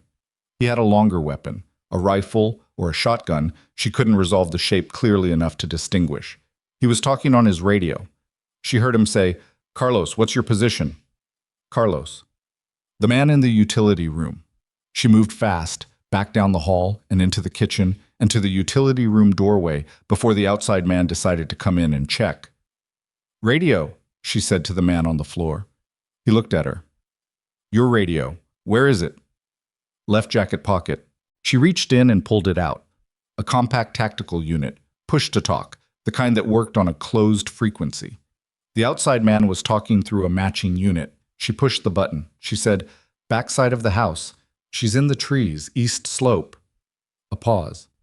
Then the outside man's voice. "Copy. Going around." She heard his footsteps on the front gravel, moving fast, going left around the building toward the east. She went out the front door. The cold hit her face like a flat hand, and she went down the front steps fast and put the house at her back and crossed the driveway at an angle that kept her out of the line of sight from the east side and moved toward the tree line along the access road. Her feet hit gravel and she felt it in every nerve ending and kept moving. The third man was still at the fence line. She could see his flashlight moving 150 meters away along the perimeter. He hadn't heard or seen anything yet. The second man was around the east side of the building, following a decoy, and she had maybe 90 seconds before he found nothing and came back. She was 30 meters from the gate. The gate was electronic but had a manual release. She'd noted the mechanism on arrival, the kind of municipal engineering habit that meant she automatically cataloged entry and exit points. The manual release was a handle on the left post, behind a small panel. She ran. Gravel and frozen grass under her bare feet, and cold air that hit her lungs like metal, and she ran. And at the gate she found the panel and the handle and pulled it, and the gate swung open on a manual release that hadn't been used in months, and was stiff with rust, and she pulled harder and it gave. She went through. The access road was a pale line through the dark forest, 3 miles of gravel and ruts between her and the county road. 3 miles barefoot and below freezing temperature. She started walking. Not running. Running was for short distances. And this was not a short distance, and she needed to manage her heat and her feet with the precision of someone who understood that the cold was now the primary threat, not the men in the house. The men in the house had lost their coordination and their element of surprise, and while that didn't make them not dangerous, it made them reactive rather than proactive, and reactive men were slower men. She walked fast. She walked in the center of the road where the gravel was finest and the frost was thinnest and the ground was marginally less punishing. She held the gun in her right hand inside her jacket pocket, and she breathed through her nose to hold heat, and she counted her steps the way her father had taught her to count distance. At the 800-meter mark, she heard a vehicle on the access road behind her. Coming fast, headlights off. She went into the trees. The vehicle passed, a black SUV, the kind that had been parked in the drive, moving at speed toward the county road. She watched it go. 2 men visible in the front, which meant the third was either still on the property or in the back seat, and she couldn't see him. They were retreating, which meant they'd made a calculation. The job had gone wrong. The element of surprise was gone. Continuing was no longer worth the exposure. She waited 2 minutes to be certain. Then she came back to the road. She was at the 1,700-meter mark when she saw headlights coming from the county road end, moving toward her, moving fast. She held her ground in the center of the road with the gun behind her back, and she watched the lights come, and she thought, if it's them coming back, they'll see me at 50 meters, and I'll have the headlights in my eyes, and they'll have every advantage. She thought, if it's Damien. The vehicle stopped 20 meters away. The headlights stayed on, blinding her. A door opened. Footsteps on gravel. A shape coming toward her out of the light. Lillian. Damien's voice. She did not move for 2 full seconds. She stood in the road in her bare feet with the gun behind her back and the cold in her blood, and she just breathed. Just let the sound of his voice confirm itself and settle. Then she said, 3 men. I have 1 secured in the utility room, 2 left in an SUV heading your direction. Black, no plates visible, maybe 5 minutes ahead of you. He was close enough now that she could see his face in the edge of the headlights. He was looking at her with an expression she had never seen on him before. Not the controlled calm, not the measured assessment. Something rawer than that. Something that had been afraid and was now reorganizing itself around the fact that she was standing upright in the middle of the road talking about tactical dispositions. Are you hurt? He said. My feet, she said. That's all. He looked down. In the headlight edge, she could see him take in the bare feet on the frozen gravel, and something moved through his jaw. Get in the car. The man in the utility room. His name is Carlos. He mentioned a middleman named Warren Sutter. That's a financial thread. Get in the car, Lillian. I'm telling you because you'll need it before. I know. He took her arm and she let him because her feet had stopped sending useful signals, and the cold was no longer something she was moving past, but something that was moving through her. And the adrenaline that had been holding everything together was doing what adrenaline eventually did. I know. Come on. She got in the car. The heat from the vents hit her like a wall, and she sat in the passenger seat and felt her hands start to shake, which was not fear. She identified it accurately, as her father had taught her, but the physical consequence of sustained extreme cold and sustained elevated cortisol finally being given permission to resolve. She pressed her hands flat on her thighs and breathed. Vincent was driving. He didn't say anything, which she appreciated. Damien got in the back seat beside her and took her feet in his hands without asking, which was a practical assessment of the cold injury risk, not a gesture, and she let him, and she stared at the roof of the car and thought about Warren Sutter and shell accounts, and what she knew about how financial networks were structured, and how you followed money across jurisdictions when the people moving it were trying hard to make it unfollowable. The SUV, Damien said to Vincent. Tommy has the road, Vincent said. They won't make the highway. Carlos, Damien said. Still in the house, Vincent said. Get him out before the local police pick up the signal disruption. I want him processed before he lawyers up. Already moving. Damien looked at Lillian. Warren Sutter, he said. You're certain of the name. He said it once. I'm certain. He nodded. He held her feet in his hands, and she felt the warmth beginning to register as pain, which was actually a good sign, and she kept breathing. Outside the car. The Wisconsin forest moved past at speed, and behind them, the house with its dead security system and its one restrained operative was getting smaller.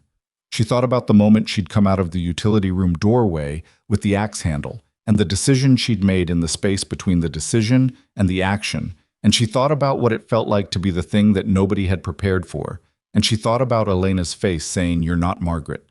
She was not Margaret. She was not the woman this world had expected or planned for or known how to categorize.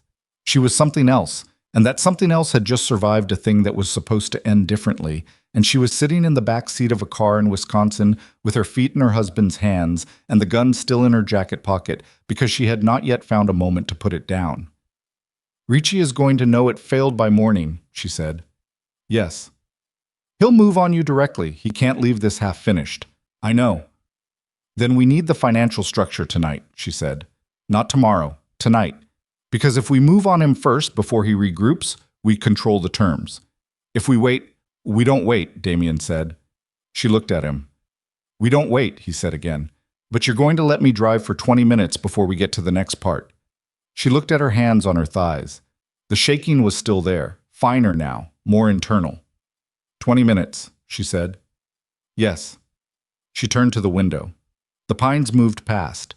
The sky to the east was not yet light, but had the particular quality of darkness that preceded light, a thinning at the edges rather than solid black all the way through. Somewhere ahead of them, Warren Sutter was a name connected to a money trail connected to a man named Ricci, who had sent 3 professionals to a stone house in Wisconsin, and who was, right now, waiting for a phone call that was never going to come from the people he'd sent to make it. She thought about what her father had told her once about the moment after a fight.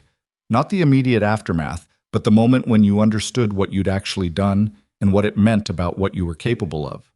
"That's when you find out what you're made of," he'd said. "Not during, after. During, you just move. After is when you decide who you are."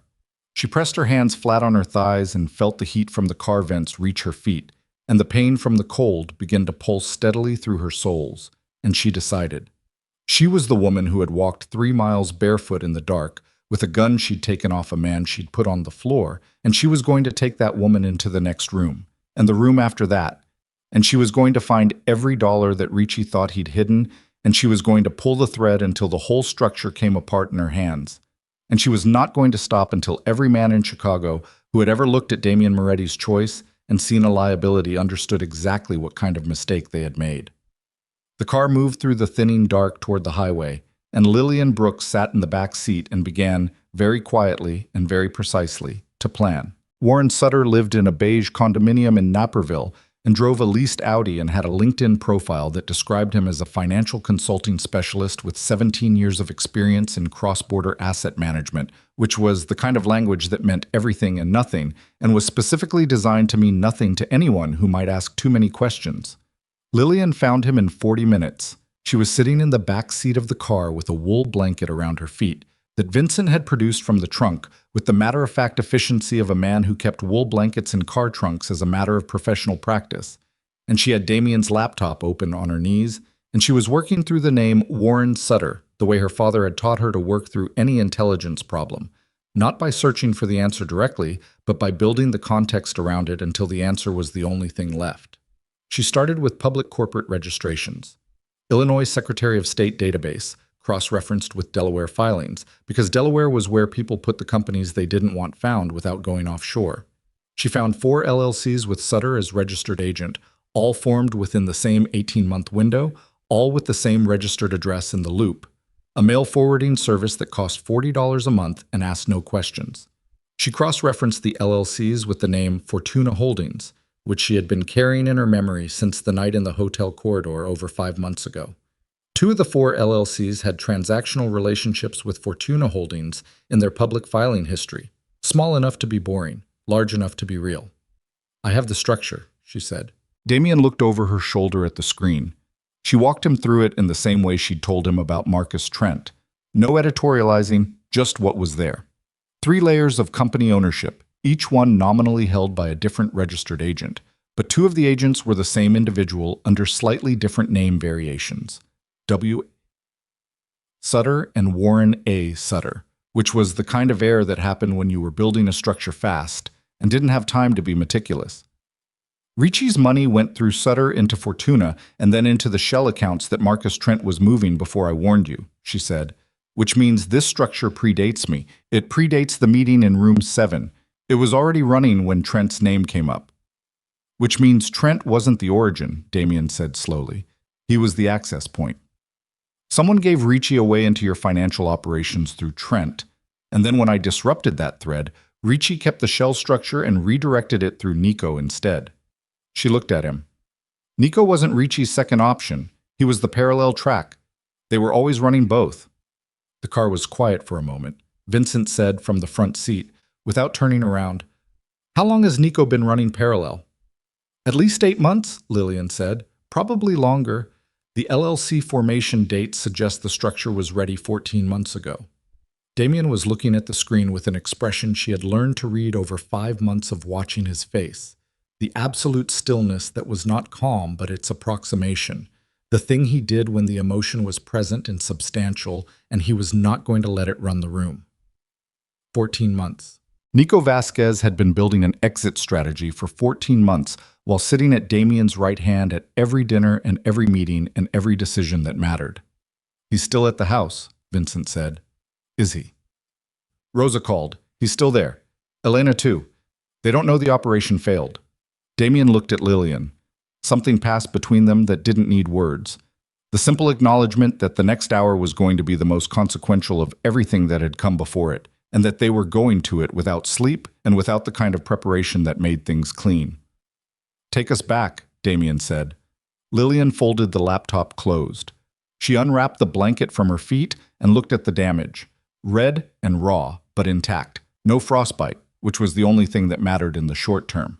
And she put on the socks Vincent had also produced from the trunk, and the pair of shoes that were too big for her by one size, but were better than nothing. And she put the gun in the glove compartment because she was not going to walk back into that house with a weapon she'd taken off a man she'd assaulted. And she sat up straight and watched the road turn and head back toward the mountains. The sky was beginning to differentiate itself from the land by the time they reached the gate, the blackness separating into a dark gray sky above, and a darker gray earth below with the tree line as the border between them. 4:30 in the morning. The access road was empty. The house was lit on the ground floor. Someone had restored partial power, or found candles, or both. As they came up the drive, Lillian could see light in the kitchen windows and movement behind them, which meant the household was awake and aware that something had gone wrong even if they didn't know the specifics of what. Damien's hand found hers in the dark of the back seat for exactly 3 seconds. Not a gesture of comfort, or not only that, more like the thing people do before something difficult to confirm they're both present. Then he let go and opened the door. They went in through the front. Nico Vasquez was in the main sitting room when they came through the door, standing near the fireplace with a glass of something amber in his hand and the studied composure of a man who had been preparing his expression for the last hour. He looked at Damien and said, "There you are. We heard something happened. The power." And then Tommy called and said, He stopped. His eyes went to Lillian, to her feet, to the 2 big shoes, to whatever her face was doing. "Is she all right?" "She's fine," Damien said. "What happened?" "Come sit down, Nico." Something moved through Nico's face. A recalibration. The composure adjusted slightly. Not breaking, but shifting its weight, the way a structure shifts when the load on it changes. "Damien, sit down." Nico sat. He held the glass in both hands, and he looked at Damien with an expression that Lillian catalogued carefully, because it was an important expression and she wanted to understand it accurately. It was not guilt, exactly. Guilt implied surprise at itself. What was on Nico Vasquez's face was something more like the expression of a man who had been waiting for a door to open and was now watching it open and was, underneath all the preparation, still somehow not entirely ready. Elena was in the doorway. She looked from Damien to Nico to Lillian, and her face did something complicated and uncontrolled for the first time since Lillian had known her. The face of a woman understanding something she had been not understanding very hard for a long time. Damien sat across from Nico. He put nothing between them. No table, no distance, just 2 men in chairs with the fire between them and the truth that was about to be spoken aloud sitting in the room like a physical object. 14 months, Damien said. Nico's jaw moved. He didn't say anything. Warren Sutter, Fortuna Holdings, the Ricci parallel track. Damien's voice was completely flat. Not cold, flat, which was different, which was the sound of a man operating in a register beyond temperature. 14 months, Nico. A long silence. The fire made sounds. Outside, the pre-dawn forest was absolutely still. It wasn't, Nico started, and then stopped himself, and Lillian watched him make a decision about what kind of man he was going to be in this moment. He looked at Damien directly. The Lakeshore expansion. You were going to lose the North Shore piece to DeLuca, and you didn't see it. I brought it to you 4 times, and you didn't move. So you decided to move without me. I decided to protect what we built. His voice had something in it now. Not defiance exactly, but the conviction of someone who had told themselves a particular story so many times it had become indistinguishable from belief. Ricci offered structural protection for the North Shore accounts, a parallel arrangement that kept everything intact while I what? Nico stopped. Say it, Damien said. A pause. While you were distracted. His eyes went briefly, involuntarily, to Lillian. The room absorbed that. You told Ricci I was distracted, Damien said. By my wife. By the situation. By the change in your... By my wife, Nico. Say what you mean. Nico set down the glass. His hands were not steady. For the first time since she'd met him, Lillian saw the performance come all the way down. The warmth, the ease, the fishing trip stories. And what was underneath it was a tired man in his 50s who had spent 2 decades in rooms like this one and had made a calculation that seemed, Lillian suspected, perfectly reasonable to him in the moment he made it and had been slowly becoming less reasonable ever since. I didn't know they'd send people here, he said. That wasn't the arrangement. What was the arrangement? Financial separation, clean division of the North Shore accounts. No violence. He pressed his hands flat on his knees. Ricci changed the terms without telling me. He sent 3 men to kill my wife, Nico. The word kill in the room like a dropped weight. Elena made a sound in the doorway, small and involuntary. She pressed her hand over her mouth, and Lillian watched her absorb the full shape of what her husband had built over 14 months. And she watched Elena's face go through something that was not an expression so much as a series of expressions collapsing into each other. I didn't know, Nico said, and his voice had lost its construction. What was left was just a man's voice, unshored. Damien, I did not know that was what he was going to do. But you gave him the location, Damien said, the schedule, the access road layout, the security system protocol. Nico didn't answer. The silence was its own answer. Damien looked at him for a long time. Lillian watched Damien's face during that look, and she saw something she had not seen there before. Not in the hotel suite, not in the kitchen, not in the car. The face of a man looking at someone he had loved in the particular way that men like him loved the people they had worked beside for 2 decades, and understanding that the person he was looking at had been someone else for 14 months, at least, and perhaps longer, and that the grief of that was real and was not going to make any difference to what happened next. Tommy, Damien said. Tommy Chen appeared in the other doorway. Lillian hadn't seen him come in. He was simply there, which was how he always was, and he had 2 men with him whose names she didn't know. Nico looked at Damien one more time. His mouth opened and then closed. There was nothing left to say that the room didn't already know, and he seemed to understand that, and he stood without being told, and he went with Tommy's men without being asked, and the only sound was his footsteps on the stone floor going toward the back of the house. Elena stood in the doorway, and she was very still, and her hand was no longer over her mouth. It was at her side, fingers pressed flat against her thigh, and she was looking at the empty chair where her husband had been sitting. Lillian crossed the room and stood beside her. She didn't touch her. She just stood there, which was the only thing available and the only thing Elena would have accepted. After a long time, Elena said, "How long did you know?" "Since Thursday," Lillian said, when Damien confirmed the financial thread. "And you came anyway? To the retreat?" "Yes." Elena turned to look at her. Her eyes were dry, which Lillian understood. Elena was not a woman who cried in rooms where other people could see it, and that was not coldness. That was just who she was. "You came knowing what might happen." "I came knowing something might happen," Lillian said. "I didn't know the specifics." But you walked the perimeter, Elena said. Yesterday afternoon, I watched you from the upstairs window. I thought you were just restless. A pause. You were preparing. I learned it from my father, Lillian said. You prepare for what might happen so that if it does, you're not starting from nothing. Elena looked at her for a long moment with an expression that Lillian couldn't fully name, something that was grief and reassessment and the particular exhaustion of a woman who had been wrong about something important and knew it completely. I brought you that document, she said. I sat across from you at 6 dinners and I tried to make you feel like you didn't belong here. I know. I was wrong. I know that too. Elena turned back to the empty chair. What happens now to Nico? That's not my decision, Lillian said. But you have influence. Lillian was quiet for a moment. He didn't know about the men they sent here. That matters. She paused. What happens to people who cooperate with the process? That's Damien's call. But the distinction between what Nico knew and what Ricci did without telling him, that distinction exists.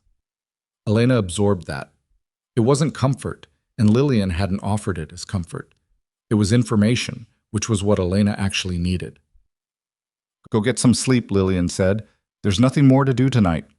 Elena looked at her one last time, a long, direct look that had none of the management in it from the 6 dinners, just a woman seeing another woman clearly, and then she left the room. Ricci's name was Sal Ricci, and he was 63 years old, and he ran his organization from a legitimate front, a real estate development company in the South Loop, with the particular arrogance of a man who had operated without serious consequence for long enough that he had stopped being careful. He had a breakfast meeting on Monday mornings. Same restaurant, same table, same order, eggs Benedict and black coffee, for 11 years. The kind of routine that was either confidence or carelessness, and in Lillian's assessment was both. She spent Sunday putting the financial documentation in order.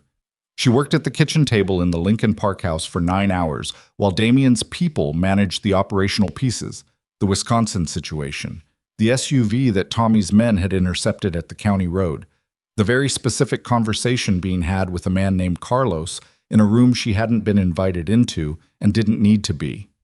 She worked with the laptop and the LLC registrations and the Fortuna Holdings transaction history and everything that Warren Sutter's carelessly duplicated name had opened up. And she built a document that was thorough in the way that only a person with genuine patience could build, because thoroughness was not glamorous and it was not fast, and it required the willingness to follow things that seemed like dead ends all the way to the actual end before concluding they were dead. 3 of the dead ends weren't dead. They were the most important threads in the structure. By 8 in the evening, she had 47 pages of documented financial movement, annotated, cross-referenced, with every LLC and every shell account and every transaction amount and date laid out in a sequence that was, she was confident, clear enough that a person without specialized financial knowledge could follow it from one end to the other and understand exactly where Ricci's money had come from, where it had gone, and what it had been used to build. She printed it twice. Damien looked at it over her shoulder for a long time. This is enough, he said. It's more than enough, she said. It's the whole picture. Where did you learn to do this? She thought about it honestly. My father taught me to follow things. Not finances specifically, just the principle. You don't stop at the surface of something. You go all the way through. He was quiet for a moment. He sounds like someone I'd like to meet. He's in Evanston, she said, watching cable news and eating cereal for dinner because he won't let me stock his kitchen properly. A pause. You can meet him whenever you want. Something shifted in Damien's face. The things she'd seen occasionally. The fractional opening. After Monday, he said. After Monday, she agreed. The meeting was called for Monday at noon. Damien's territory, Damien's location, the private room on the 43rd floor of the Meridian Hotel, because he had a particular sense of proportion that she was beginning to understand and appreciate. Lillian dressed herself. She did not call Elena's person or accept anyone's help. She wore a dark jacket she'd bought 2 weeks ago that fit her correctly and shoes that belonged to her, and she looked in the mirror in the Lincoln Park house and looked at her own face and thought about the woman who had stood in a service corridor 5 months ago with a wet towel and a broken carafe. And she thought the only honest thing, which was that she would not have predicted this for herself, and that unpredicted things were not by definition wrong. The heads of 4 Chicago families were at the table when she and Damien arrived. She recognized all of them. DeLuca, who was 60 and cautious. Martinelli, who was 55 and smart in the specific way of people who had survived by never being first to move. Benedetti, Carla's husband, whose face showed the particular strain of a man who had heard part of the story and was bracing for the rest. And at the far end of the table, Sal Ricci, who was 63 and who looked at Damien when he came in with an expression of careful pleasantness and looked at Lillian with an expression of something he managed to suppress almost entirely before it registered. Almost. She sat beside Damien. She put the 47 pages on the table in front of her, face down, and she folded her hands on top of them, and she waited. Damien opened the meeting without preamble. He laid out the operational facts, the Wisconsin retreat, the 3 contractors, the failed attempt, in the precise, unemotional language he used for things that were serious, which made them land with more weight than any elevated tone would have. The table was very quiet. Ricci said, when Damien finished, "That's a significant accusation." "It's not an accusation," Damien said. "It's a description of what happened." "You have proof." Lillian turned over the 47 pages and pushed them to the center of the table. Ricci looked at the pages. He looked at her. Something moved behind his eyes that was more complicated than she'd expected. Not just calculation, but the particular quality of a man recalibrating around an element he had categorically failed to account for. "My wife put that together," Damien said. "You have time to look at it." The room looked at the pages. DeLuca reached for them first. He was a careful man, and he read carefully, and his expression as he read told Lillian that the document was doing what it was supposed to do. It was clear enough to follow and specific enough to be undeniable. Ricci did not reach for the pages. He watched DeLuca read, and he held his expression together with the effort of a man who had held expressions together in rooms like this for 30 years, and knew it was the most important skill available to him in this moment. "The Fortuna Holdings structure," DeLuca said, looking up. "This goes back 14 months. "Yes," Lillian said. DeLuca looked at her. It was the first time she'd spoken in the room, and the directness of the look acknowledged it. "You built this from the LLC registrations?" "From the registrations and the transaction history. History and a name provided by one of the contractors sent to Wisconsin." She paused. "Warren Sutter. He's a registered agent in Naperville. He duplicated a name variation across 2 filing jurisdictions, which is how the structure became traceable." Martinelli had the pages now. He flipped to the back, to the transaction summary, and she watched his face.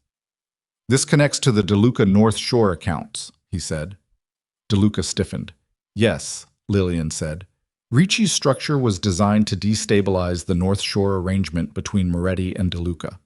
The money from Nico Vasquez's accounts was going to fund a DeLuca proxy operation that would have made it look like DeLuca was moving against Moretti directly.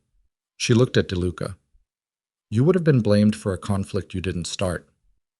The table was very still. DeLuca put the pages down. He looked at Ricci with an expression that had no management in it at all. Ricci said, "This is fabricated." "By a waitress," Damien said. His voice was completely even. "My wife fabricated 47 pages of documented financial movement using publicly accessible corporate registrations and a name she extracted from a professional contractor in a Wisconsin utility room at 3 in the morning. A pause. "In her socks." The silence in the room was a different quality than before. Lillian watched 4 men process what they were holding in their hands and what they'd just been told, and she watched the weight of it land in each of them differently. DeLuca with cold fury. Martinelli with the particular calculation of a man adjusting his understanding of the landscape. Benedetti with something that looked like relief at having been on the right side of the room before the room shifted. Ricci reached for the inside of his jacket.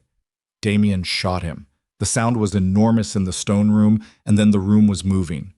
Damien's men at the door were inside before the echo finished, and the 4 family heads were out of their chairs, and Ricci was on the floor with his hand still inside his jacket, and the weapon he'd reached for was there, and everyone in the room could see it, and the sequence of events was not ambiguous to anyone present. Lillian had not moved. She was sitting in her chair with her hands flat on the table in front of her, and her 47 pages were at the center of the table still, and she was looking at the space where Ricci had been sitting, and she was breathing. Her father had taught her about this moment too. Not the specifics, not this room, not these people, but this moment, the moment after a thing that cannot be taken back, when everything that was in motion stops and the room rearranges itself around what has just become true. "Don't look away," he'd said. "You were in the room. Own the room." She didn't look away.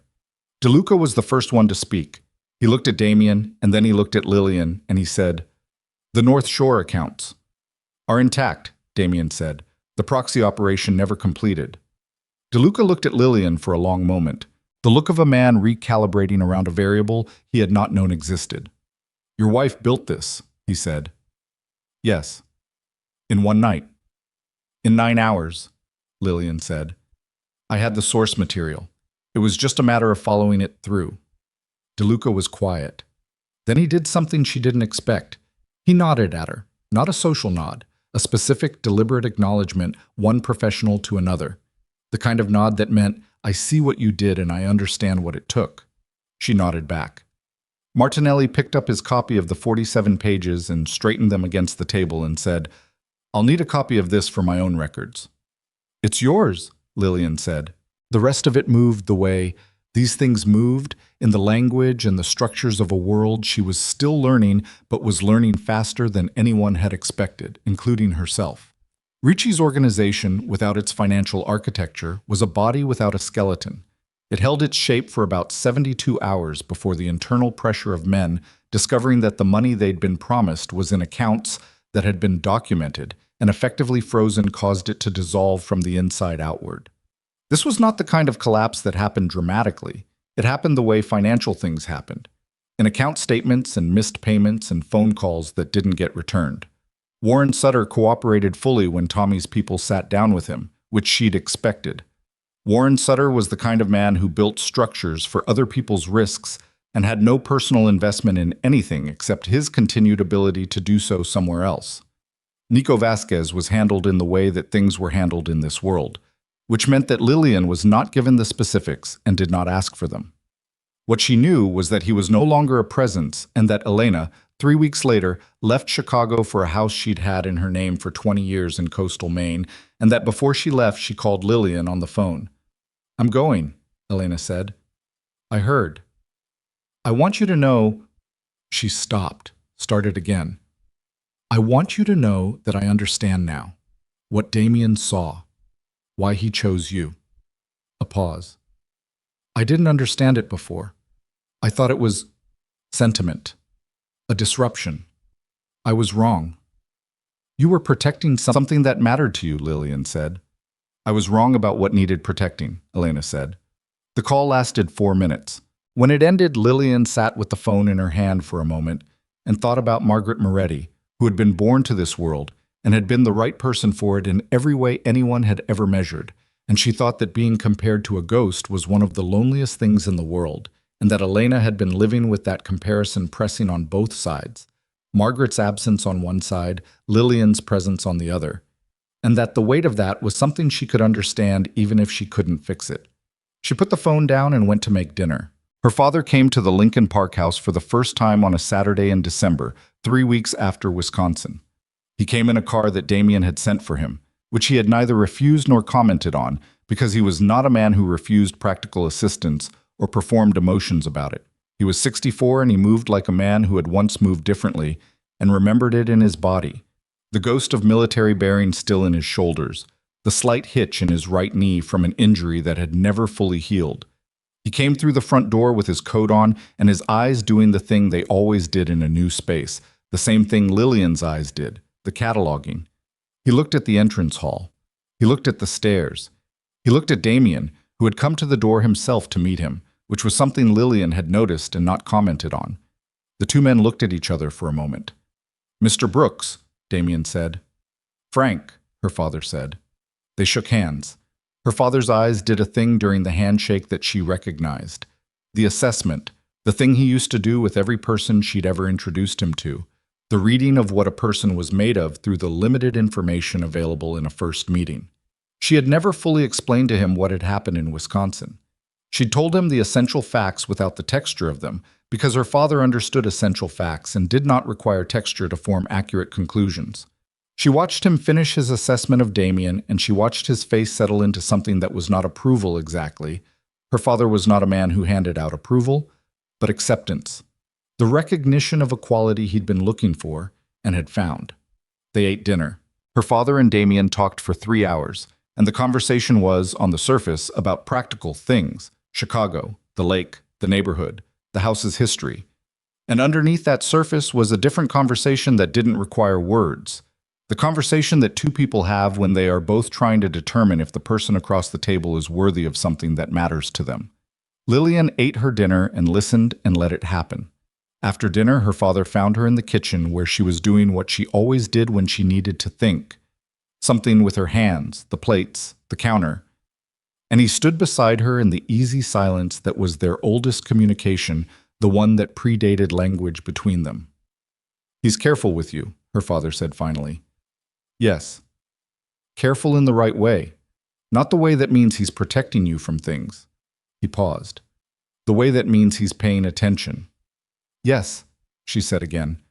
Her father was quiet for a moment. "Wisconsin," he said. "Yeah. You did what I taught you." "I did what you taught me." He was quiet for another moment, the kind of quiet that her father made when he was managing something internal. She didn't push it. She had never pushed her father, and he had never pushed her, and they had understood each other better for it. "Your mother would have been—" He stopped. He pressed his lips together and looked at the counter and then at her. "She would have had a lot of opinions," he said, "about all of this." "She always did," Lillian said. Her father almost smiled. It was the closest he got, usually. The almost. "She would have liked him," he said. "She would have argued with him constantly, and she would have liked him." "I know," Lillian said. He stayed until 10. Damien drove him back himself, which her father also neither refused nor commented on, and which told her something about both of them that she didn't need translated. The Children's Hospital Gala was in February. Lillian wore something she'd chosen herself. Dark blue, well cut, nothing borrowed, and nothing suggested. And she stood beside Damien in the receiving line, and she shook hands with people who had, 3 months ago, been part of a world that had looked at her and seen a waitress from the north side with no business being in the rooms she was in.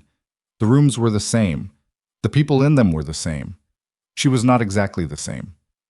Carla Benedetti was there, and she touched her tennis bracelet and said, "You look wonderful." And Lillian said, "Thank you, Carla," and meant it without subtext, because she had no subtext left for Carla Benedetti, and it occurred to her that this was its own kind of arrival. The ability to be in a room with someone who had underestimated you and feel nothing about it beyond the mild warmth of someone who has stopped keeping score because the score no longer matters. DeLuca was there, and he crossed the room to her specifically, not to Damien, to her. And he said, "The North Shore arrangement. My people want to speak with you directly about the financial documentation protocols going forward." "I'm available," she said. "Good." He looked at her with the straightforward assessment that she'd come to understand was his highest register of respect. No performance, just the direct evaluation of someone he considered worth evaluating directly. "Damien's lucky," he said. "We both are," she said. He nodded and moved on. She found Damien an hour into the evening, standing near the windows that looked out over the frozen lake, the city lights reflected in the ice. Chicago doing what Chicago did in February, asserting itself against the cold with the particular stubbornness of a place that had been doing it long enough to be good at it. She stood beside him and looked at the lake. "DeLuca's people want to meet," she said. "I heard. About the financial documentation protocols." "I heard that too." A pause.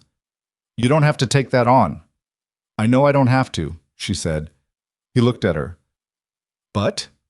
She thought about the 47 pages. She thought about 9 hours at the kitchen table, following a thread that most people would have found tedious beyond endurance, and finding at the end of it something that mattered, something that changed what happened in a room full of men who had been waiting to see which way the weight came down. She thought about what her father had built into her over 15 years in a small apartment with topographic maps and dry fire sessions, and the patient, serious instruction of a man who believed that preparation was the most honest form of love. "I'm good at it," she said simply. Damien looked at the lake for a moment.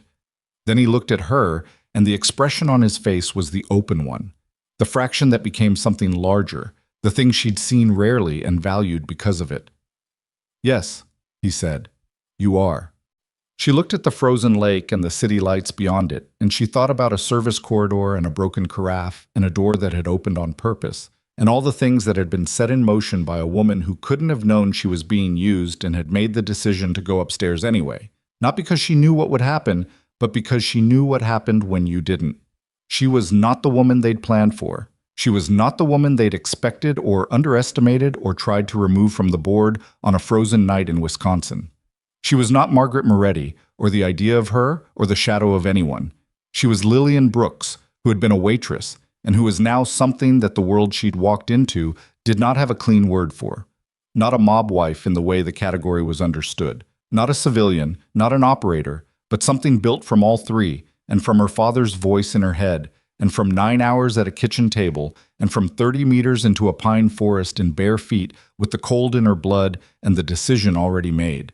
She was Damian Moretti's wife. She was the woman who had walked back into a house full of people who wanted her dead and come out the other side with a name and a thread and 47 pages that had ended a man's empire more thoroughly than any gun would have. She was, she thought, exactly who she had always been. The world had just taken a while to find out. She picked up her glass. Damian picked up his. They didn't toast. They were not people who toasted things, neither of them. It wasn't their language. They just touched the glasses once, lightly, and looked at the lake, and the city held its lights against the dark, the way it always had and always would, indifferent and magnificent and entirely itself. And Lillian Brooks stood inside it, and was entirely herself, and that was enough. That had always been enough.